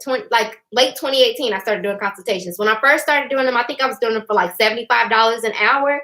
And I was so burnt out, but I was giving away so much information in an hour's time. But then I realized, like, if I charge more for it, then I could do less consultations. But it also made me want to be even more prepared to provide the information or make sure that I provided the best experience for them, knowing that I was charging them more money. So yeah. So you expensive. I'm having issues getting rid of my winter merchandise. Any suggestions? So that's my current status as well. Not struggling, but I got some stuff I need to get rid of. So when I am like in overdrive and need to get rid of merchandise fast, I usually start thinking about ways that I can bundle things together, strategically promote things. So for example, let me think of an example. So usually my go-to is like marking things down for a short period of time to a set dollar amount. So like, for example, I might do all my coats are like $25 or something like that. So granted, I'm not going to just pick this number out the top of my head. I'm going in, look at how much I paid for the merchandise, and then determine the price based on that to make sure I'm still getting a profit margin, to make sure I can still afford to ship it and all that. So at this point, it's like, okay, it hasn't sold. What can I do to get it gone? So I usually run through a list of things or promotional ideas that I can do to get things gone. I like to do buy one, get one free promotions a lot. So to most new consumers, they're like, how the heck are you doing that? But that's because you obviously are pricing your merchandise higher than you paid for it. So in essence, depending on how high those prices are, you can still make a profit. So for example, if I pay $10 for 2 items and I price both of those items at $30 a piece, let's say, and then I decide to do buy one, get one free, that means that I will only be making $30. Both of those items cost me $10. So that's a total of $20, but I'm still making a profit of $10. So I like to do buy one, get one free, but obviously I strategically bundle certain things together, or it's only on certain things so that I know I'm still making a profit.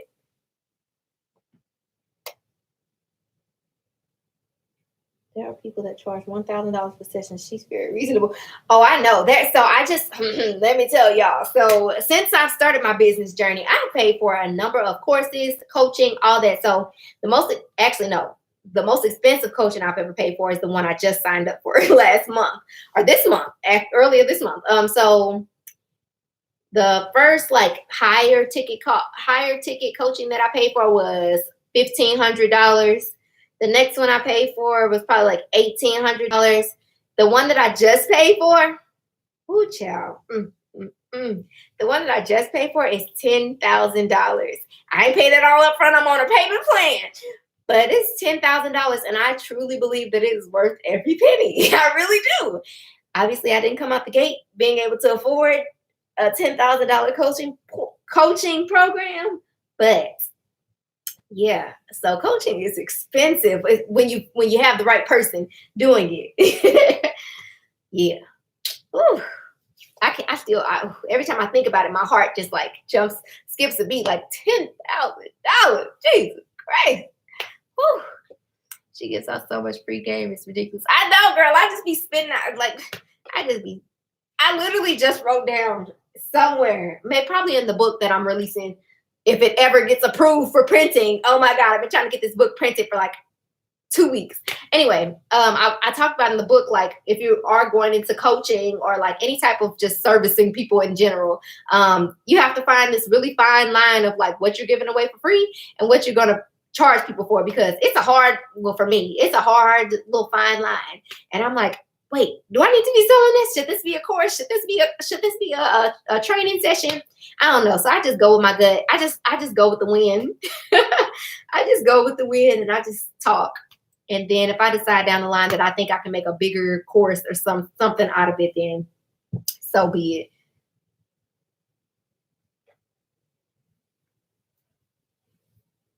How to order a phone session. I don't know what the link is for my coaching sessions. If you send me a DM or send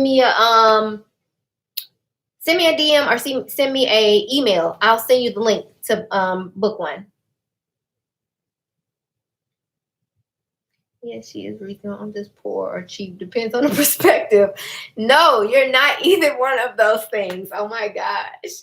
I think at some point I was not necessarily cheap. I just didn't know what was worth me investing in. That's the key. So like when that first coaching thing that I invested in, the $1,500 one, that also was on a payment plan. So I think I did like 3, 6, 9, 12, 15. So 5 payments of $300 or somewhere around that. So yeah, like before, I think I did that last March, I think. And I started my business in November. And I started making money from like my clients and stuff from YouTube earlier in the year. Anyway, long story short, prior to me actually making money, I would have never in my life paid even the $300 per month ever. But once I realized, okay, I'm making money, I don't think even at that point I was making $1,500 from the business. But I realized the value in what was being presented to me. And I knew that if I invested in myself, then I was likely to see a return on my investment. So I would say more so when you do decide to start investing, it really takes a mindset shift. So before, I was always thinking about the money that I was spending rather than the money that I could make from investing. But that also takes a level of like trusting in an individual to get you the results that you want to see. So my very first coach that I had, very wonderful woman, did not help me at all. And I was like, wow, I wasted $200. That hurt. So I was very weary to do it again. But then I realized that I needed to invest in coaches that could help me with something very specific versus me trying to get a coach just to help me with everything. Like, help me get my life together. No, I needed someone to help me with marketing, or I needed someone to help me with strategy, or I needed someone to help me with this. So yeah, long story short, I had to learn the value in investing in myself versus thinking about how much I was paying. One of the person who I just invested my $10,000 course situation in, she posted something earlier. I think it was her. And it said something along the lines of, rather than thinking about the money that you're going to spend from investing, think about what's not going to happen if you don't invest, or what's going to happen if you don't invest the money in it. Let me find that quote, because I was like, that's true. Because I was like, okay, I need to invest in marketing. Let's say I need help with marketing. Oh, but it's $1,500. Like, oh man, like that's hard. But then I'm like, okay, Jance, but you suck at marketing. Your business can't grow if you don't learn how to market better. So it's like, okay, I need to invest in marketing so that I can progress in my business. So long story short, you learn like what's worth investing what's not worth investing. I'm about to find this post because I think I shared it today, but I might be lying. I might be lying, y'all. Nope, I don't think I shared it today. Anyway, yeah, we'll get off that. $10,000. I just scrolled down. All I see is 10,000 in the comments. I've been on 100 plus size vendors, but it's so hard to locate. It really is. Even in the fashion district, I'm just like, where is the good stuff? It's a hard game. It is hard. How do you feel about using hashtags to get your business on? I use hashtags on every post. Well, almost every post. I think everybody should be using hashtags. If your intent is to reach a wider audience, you should use hashtags. That's literally what the purpose of a hashtag is, to increase the reach of a post. So if you go and look at your insights and you look at a post that has no hashtags and you look at your insights, it'll tell you your reach was some small number likely. Versus if you use 30 hashtags, Instagram allows you to use 30 hashtags. You use 30 hashtags and they're strategic hashtags or hashtags that make sense for your brand. Your reach on your insights is going to be extremely higher. That's because you use hashtags. So yes, I am a big advocate for using hashtags. Okay, I made a post on my page just to see how many people will be interested in buying the item. I got likes, but now I have the item, no one buying it. Did I do the wrong thing or what? No, I wouldn't say you did the wrong thing. So sometimes it's a matter of following up with those people. So like before I purchase something, not all the time, but a good number of times, I will screenshot it from the vendor. Usually I share it on my Facebook, and I'll say, like the images for the items you love, or tell us which ones we should get, or something like that. And then just like you, when I get it, it's crickets. I literally will follow up with all those people. Hey, Julie, just wanted to let you know that blue dress that you liked is in stock now. And if I'm feeling generous, here's a 10% off coupon that you can use to purchase it. That works for some. It does not work for others. It works in some instances with some of the people I'm reaching out to. Some of the people it does not. But no, I wouldn't say you did anything wrong. I mean, people are just, I won't even say people are flaky. People just want to add their input. They're not necessarily committing to making a purchase. I think that's the thing we have to remember. So first and foremost, you want to make sure that the opinions that you're getting are actually coming from the people that you trust to give that opinion. And then it's a lot of following up. But honestly, I would say, even regardless of that, before I purchase anything, I ask myself, how am I going to market this? Because that's the key. If you can't market the item or convince someone that the item is for them, then you're going to struggle. So before I purchase anything, I'm thinking in my head, okay, what can I say about this item that would cause somebody to be interested or cause somebody to want to purchase it? What can I say about this item in my product descriptions? How can I style this item? I'm thinking about so many freaking things before I even push the purchase button. So no, you didn't do anything wrong. It's just people are just providing opinions and talking. They ain't got no intentions of purchasing 9 times out of 10. You have your own labels and clothes yet? Nope, I sure don't. Or still you see no need. I wouldn't say I don't see any need. I just don't personally feel the need to invest in it currently. I don't see it as being something that's like would make or break my brand or make it any better or make someone want to purchase it more. So it's just more so like I don't see it as a necessity at the moment.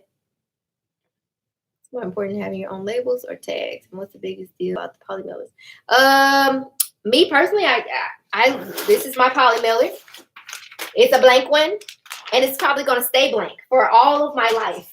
Unless I get some crazy big marketing budget at some point. I don't know. But I think these are perfectly fine because they're going in the trash. Even if I got custom boxes, like they would probably go in the trash unless they were like some specialty box that people could use to store things going forward. But yeah, as far as the tags, I was willing to invest in the hang tags versus the labels first because first of all, I ain't got to worry about taking the tags off of the merchandise and putting new ones on. So it was like an added step. So yeah, I don't really have I don't see the necessity currently in my business. Is it possible to resell name brand products as a small business? By name brand, do you mean like Gucci and like stuff like that? Some brands do offer brands to resell, but usually like you have to have like some type of not licensing, but like a contract of some sort with them in order to do it. Let me try the BOGO. Yes, try it. Let me know how it goes. Wow, my gosh, 10,000. I know, right? Hurts my soul to think about it. 10,000. I just spit my juice out, girl. Listen, I literally slept on it. I had to sleep on it. It was so funny. So I was at this conference and I've never seen, like, I was like, dang, I got to learn this skill. I've never seen someone just so seamlessly sell a $10,000 anything to anyone. Like, I don't even think she said the number. I think she just told us like what it was, what it included. She told us about some past clients, and she was like, this is how her voice was. It was just so calm. It was like, and Brenda of the whatever agency, she went from making $5,000 a month to making $30,000 a month. And Brenda, come on up to the stage and tell us your experience. And I'm like, wow, so serene in here. So after she finished talking, she was like, you all can sign up at the table back there. My assistants will be able to service you and answer any questions that you have. I will also be back there to answer any questions. So I went back there and I asked her like, okay, listen, because the things she was covering in the program were, a lot of it was like stuff that I won't say I knew, but like I feel that I am knowledgeable about. So I was on the fence, like, okay, should I do it or should I not? Because I don't know. I was like, I don't know. I asked some of the other girls that had invested in her before, and they were like, no, she's great, da da da da da. I'm like, okay. Still was not convinced. Then the next day, I was like, still not convinced. That morning came around, no, was not convinced. I don't know what changed between that morning and that afternoon, but I was up and I was like, here's my credit card. Oh, I'm sorry, Capital One. Oh my God. So I'm pretty sure my Capital One card hates me at this point. But yeah, something flipped in my brain and was like, no, this is worth it. It's worth it. Are you going through King Ashley Ann for coaching? No, I don't even know who that is. Who is that? So what topics would a first coaching include in the discussion? So my coaching sessions are geared towards whatever you would like to discuss. So whenever you first sign up for the coaching, you'll receive an intake form, which has a list of questions for you to answer. And within that list of questions are multiple spots for you to say, like, what your current struggles are, what your goals are, any specific questions you would like to be addressed. I forget what all the other, there's a long list of questions basically. And so basically based on the information that you put in the intake form will allow me to figure out where our conversation needs to start or begin. But majority, it's a conversation of exactly what you would like to, whatever you would like to discuss, long story short. What's this person for a course is $10,000. Her name is Maya Elias. Six-figure chick. Nope, not six-figure chick. I like her, but I like the six-figure chick, but I don't feel that, I feel like she services like very entry-level individuals. Like I think she gives a lot of like beginners level information out. Like it's definitely like on point, but it's like, I knew that. But that's because I have a long list of me being on social media and working for corporations and things like that. So yeah. Where do you live? I'm a hands on face-to-face kind of person. I would love to have you as a mentor. I'll move to your side of town. Oh my God. I'm in St. Louis. I live in St. Louis. I'm in Houston, but I go to LA fashion to buy wholesale. Is it good? Whoa, go up. Is it good to go to fashion show on Saturday? Depends. So on Saturdays, the vendors' actual showrooms are not open. They just have sample sales. So if you're just going to shop sample sales, sure. If you were wanting to shop all of the vendors out there, no. The fashion district is only open, like their showrooms are only open Monday through Friday. What hotel do you stay at when you go to the fashion district? I usually stay at different hotels. This past time I stayed at this hotel called the Hoxton. It was the newer hotel. They just opened in like October of last year. But I usually just go, like, honestly, I just Google hotels in downtown Los Angeles. That's where the fashion district is located. And then I read some reviews, and then I pick the best one. So yeah, the last one that I stayed at, the Hoxton, was really nice. I'll probably stay there the next time I go because I really enjoy my experience there. For me, the styling's the most fear because get it. I would say find some inspiration. So like I use Pinterest a lot, even on Instagram. Like as I see posts from people like who I think have really great style, I will save their images for inspiration.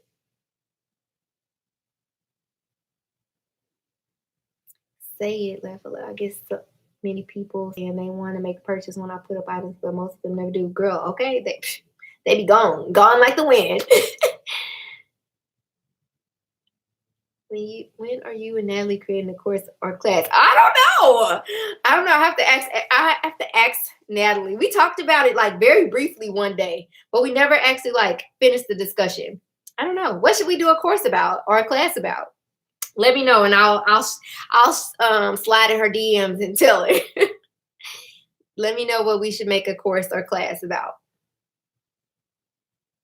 She's a coach on IG. I'll have to check her out. Marketing. Okay. Hold on, let me write that down because I'm forget. Y'all, my brain is trash these days. Marketing with Natalie.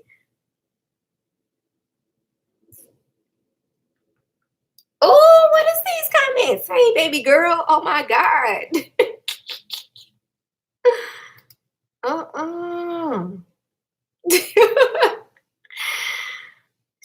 Okay, wait. Let me see. Let me go back up. Ashley Ann. King Ashley Ann. Okay, I'm gonna have to look her up. King Ashley Ann. I got all these notes on this notebook. Lord knows I'm. Jesus, I can't. Girl, did y'all see them comments? Oh my God. Of course, about the signature collection versus boutique. What do you mean by signature collection? Not for your little booty. Okay. What do you mean by a signature collection? I received coaching from you both. So good. I just need more than an hour. Okay. I got you. Okay. We got you. I'm going to slide in her DMs and tell her. Starting a boutique, would it be best to source garments directly from China or Fashion District? I've never sourced merchandise from China, so I can't really say what my opinion is on that matter. I just enjoy the fast shipping time of shopping in the Fashion District. I also enjoy being able to fly out there if I would like to. So, yeah, I don't have much information about that. Wait, people are crazy. People are insane, okay? Yeah, she's a marketing coach. She's the one who helps Six Figure Chick. Oh, okay. I'll definitely check her out. Maybe a 2-hour course. Okay, I'm going to look, let me write that down. She's going to be like, okay, when are we doing it? Natalie is dedicated to these. That girl, I don't know how her work ethic is crazy. Like, I be working, but I be resting too. Natalie be working. I'm just like, girl, when you sleep? Like how she has fearless brand items versus boots. Oh, okay, got you. Cool. Okay, let me write that down too. Dang it! Drop my pencil. I need another one because I ain't bending down to get that one. In-person coaching, I will travel. Okay, listen, you ain't said nothing but a word. We can do it. The girl who I just invested in the $10,000 in, she does, well, I don't know if she does them anymore, but she used to do like in-person coaching where you could fly in and she would literally help you build your brand from like scratch. Like, well, she does mostly like coaching and helps coaches and stuff like that. But anyway, she literally like helps you work through your whole brand, everything like for a whole day. And I was like, dang, girl, I'm gonna do that one day. Okay, branded items versus boutique. Okay. Got it. This is my husband notebook. I hope he ain't need none of these pages that I'm writing on. Does Miami have a fashion district like LA? Not that I'm aware of. I've heard that it has a fashion district, but it's nothing compared to LA. Difference in marketing, advertising, and inventory. Okay, that's a good one. Marketing, advertising, inventory. Got it. I'm in KC. Oh, you're not far. You're just right up the road. Yes. Online courses definitely on marketing because I'm in the Caribbean, Jamaica to be specific. Okay, gotcha. Sheesh, I'm in VA. I will have to meet y'all halfway.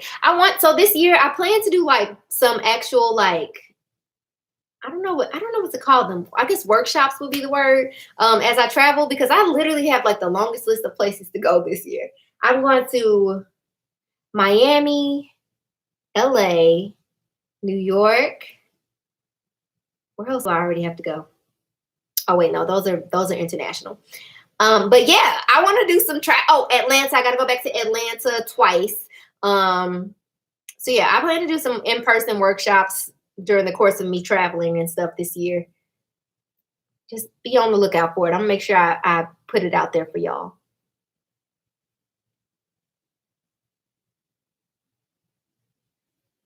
I've been busy for a while, but this social media, YouTube, etc., is new and difficult to me.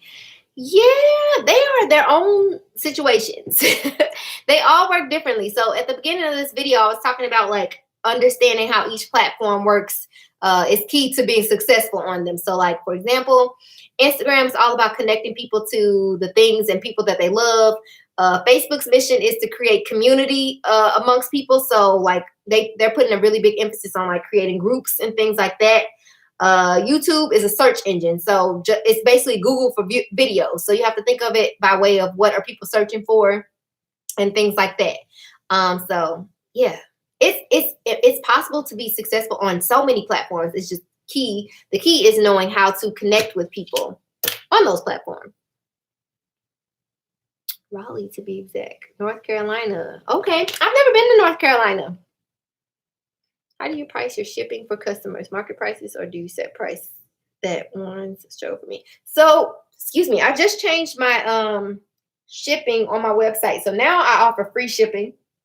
Before I had a flat rate of $6.95. That $6.95 was based on the cost of shipping a local order because for some time the majority of my orders were local. Now the not very many of my orders are local. So when I first launched, I had a flat rate shipping of $6.95. Now it's free shipping. So now I just calculate a few more dollars into the price of shipping.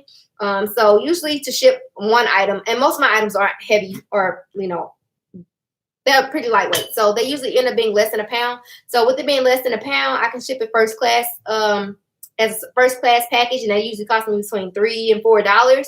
So I just add $3 to $4 extra into the price to cover the shipping. And then obviously if they buy, more than one item, then and I've added an additional $3 to each item, then the shipping cost should be covered. So yeah, long story short, I just add add an amount to the cost based on how much it would cost me to ship that item individually. Will you be at the next magic show on the second staging? When is the next staging? I'll be at Magic. I don't know what the dates are yet. I know it's in August though. I just had purchased your boutique box, but now when I go to purchase your ad course, I see that's included in big course bundle. What to do, girl? You take all my money. I don't want to take all your money. What do you want to learn? So, okay, let me see. Wait, do you already have a website? What's the other one? Website, content creation, intro to ads. Is that everything that's in the no, what's in the hold on. I got this. Send me a DM or send me an email. Just send me a DM or email, and I'm gonna help you out. I don't want you to have to pay for the whole thing because you already bought the vault, which is included in the big course bundle. So take all your money. How to pick people to follow so that they can follow you back on your business page. I literally go out searching for people. So I usually start with hashtags. I pay attention to what hashtags, I write out a list of hashtags that I think are relevant to my target customers, and I just search through those hashtags, and I literally just like study people. I study their accounts, and things like that, and I follow them, or I follow who I think would be an ideal customer, and then I just honestly remember to engage with them.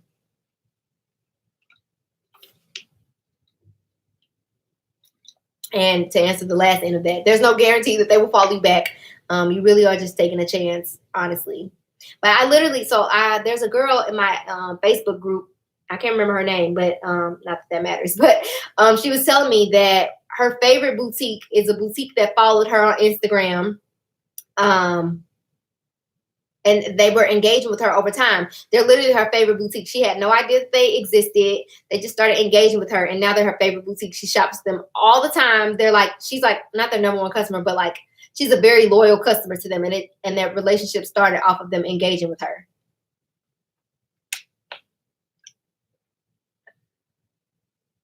What dimensions of polymailers do you use most? I have two size polymailers. So this one, where'd it go? Oh, it's on the floor. This one is 14.5 by 19, and then the other one is 10 by 13. Oh, this is the smaller one. This is 10 by 13, and then this is the bigger one. You put them side by side. I'll put this one on top of it so you can see. So that's the size difference of the two. So those are the only sizes that I use.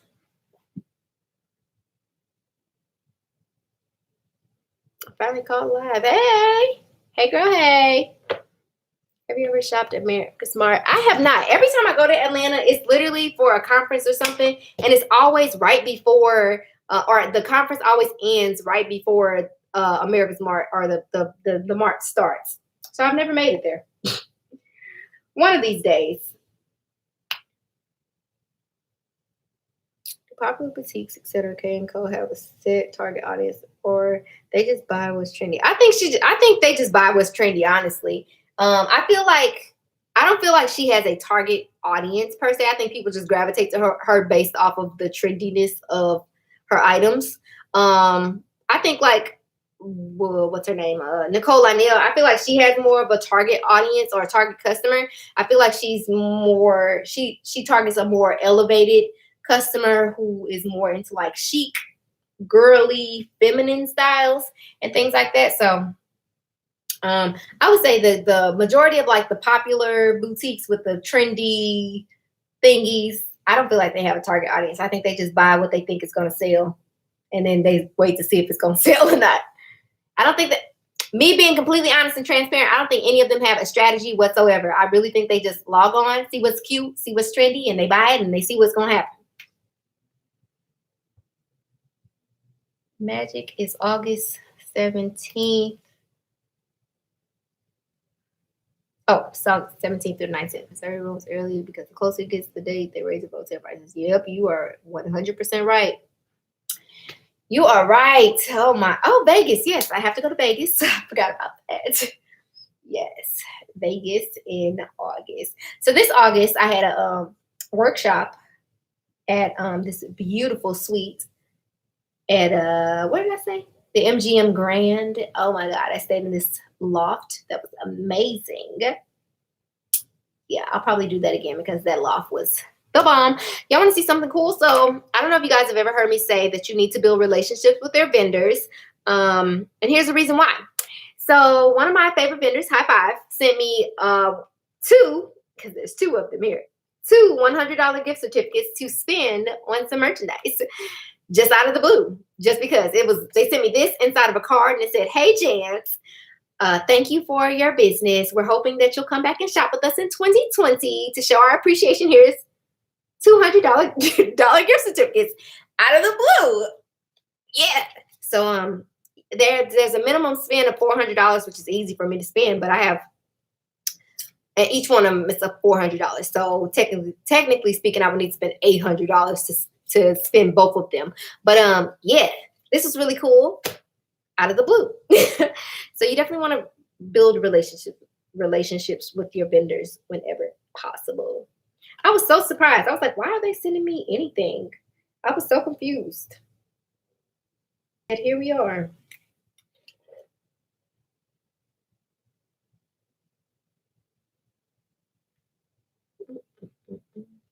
Everybody's been did Christmas over Christmas and did 3 pop-up shops in 1 week, and it was says, oh my God, look at you. That's awesome. I want to do a pop-up shop. I'm so picky about the pop-up shops that I participate in because I refuse to waste my time or my money. I refuse. Oh my God. I have plans of hosting a really big pop-up shop here in St. Louis at some point in the spring. There's a good number of St. Louis-based boutiques. So I'm going to host a big pop-up shop, and we going to shop till we drop, or sell till we drop, and people going to come and shop till we drop. Love Giddy clothes, they so expensive. Yep, that's because they are reselling them.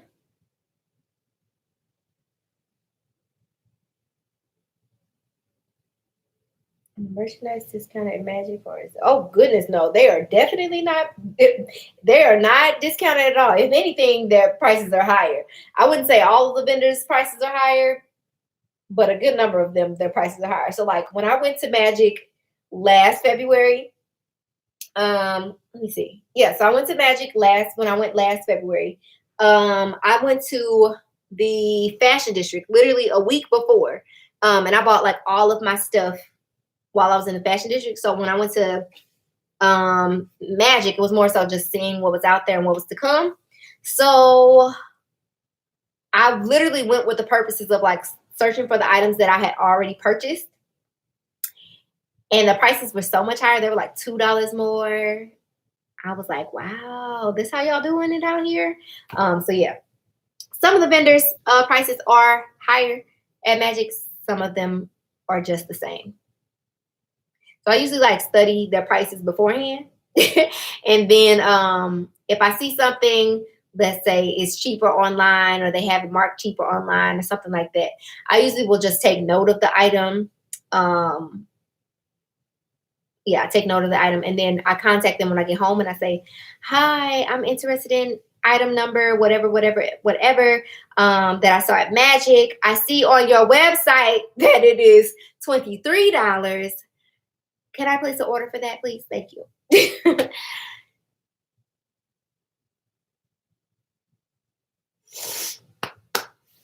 Do you go both times of the year for Magic? Yep, I go every February and every August. Yes, took all of your advice on pop-up shop. I had stopped doing them. I'm thankful for the information you put out. You're welcome. That is amazing. So excited to start my boutique. I drive trucks, and I'm so ready to get out of the truck driving business. I have 2 businesses that I want to start like right now, and you can do it, girl.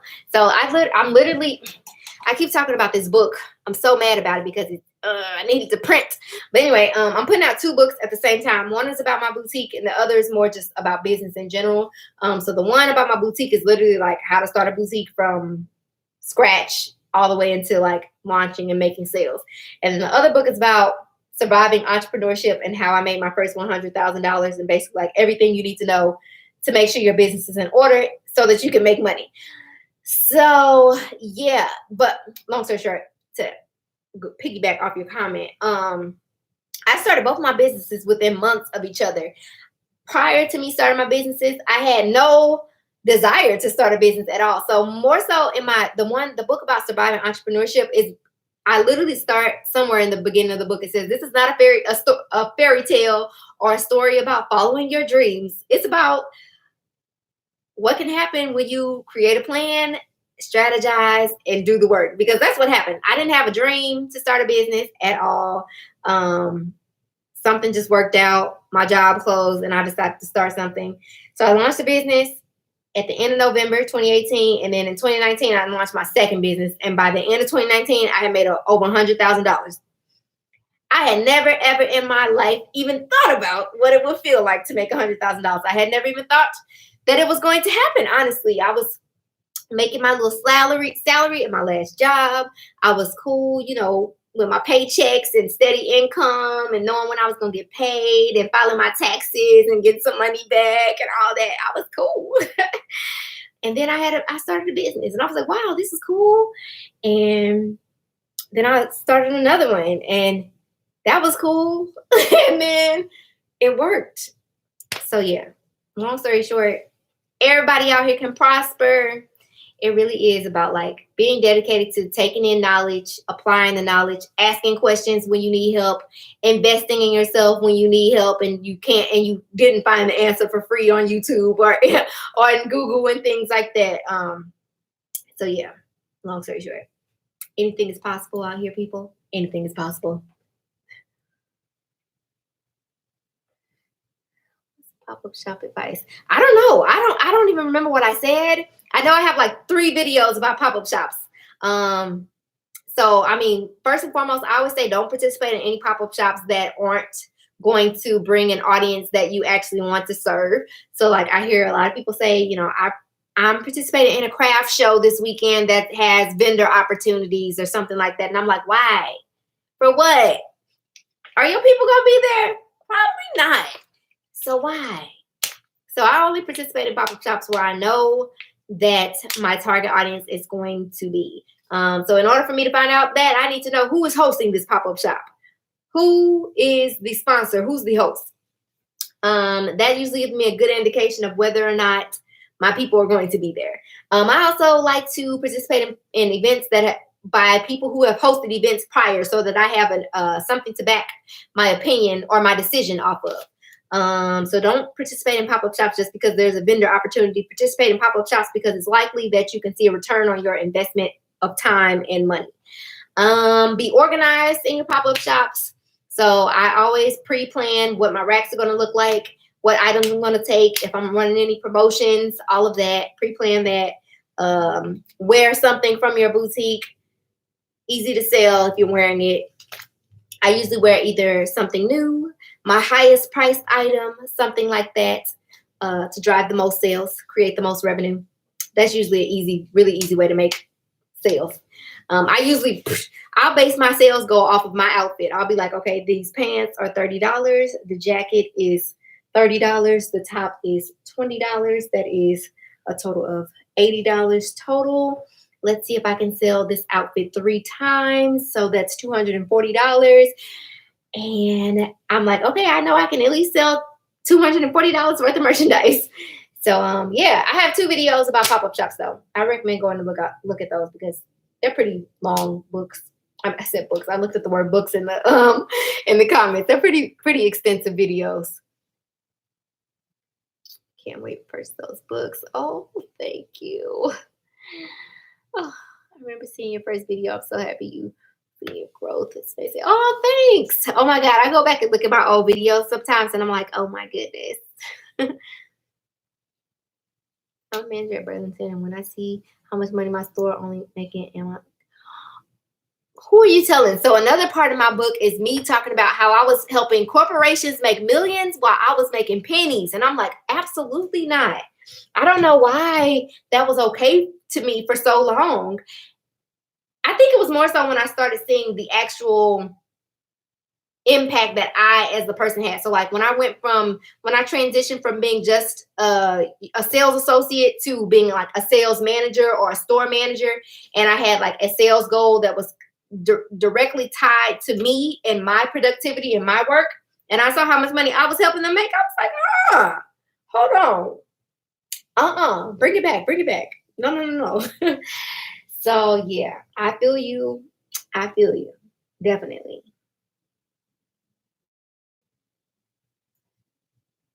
My boutique has only been open for almost 3 weeks. I made over 1,000. Yes, that's good. Money is good, period. Okay. Period. That is awesome. I'm going to be honest with you. There are not a lot of people who launch a business and see sales at all within that first months sometimes. I've literally had consultations with people who had a business for months, did not see any sales at all. Not one, zero, a goose egg, nothing, nada, zilch. So that's amazing. That is awesome. Congratulations. I would say just give yourself goals. So like one of the biggest things I find with new business owners is that they don't give themselves goals or realistic goals. So the ones that don't give themselves goals at all, they always feel like they're failing because they didn't give themselves anything to work towards. So give yourself something to work towards in order to decide whether or not you're failing or succeeding.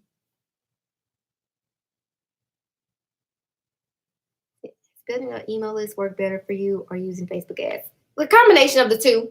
So I use them both. I don't do either or. And then also when you have with your email list, you can upload your email list into Facebook and target those people in ads. So I use them together. So like I might send out an email, but I might also be running an ad to my email list so that I'm hitting them with a double whammy. It's like, oh, you see it, you ain't open that email. Oh, well, here it is on your Instagram feed or on your Facebook feed. So yeah.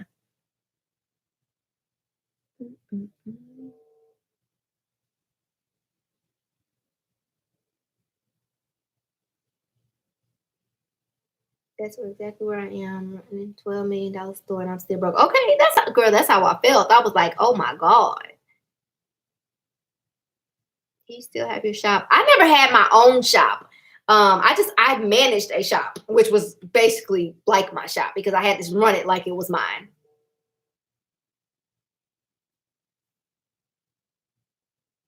I was totally satisfied with climbing the corporate ladder until I felt like I was replaceable. It was a very uneasy feeling. Exactly. That's exactly how I feel or felt, shall I say. That's exactly how I felt. I was fine. I was like, oh, consistent paycheck. Thank you. Appreciate it.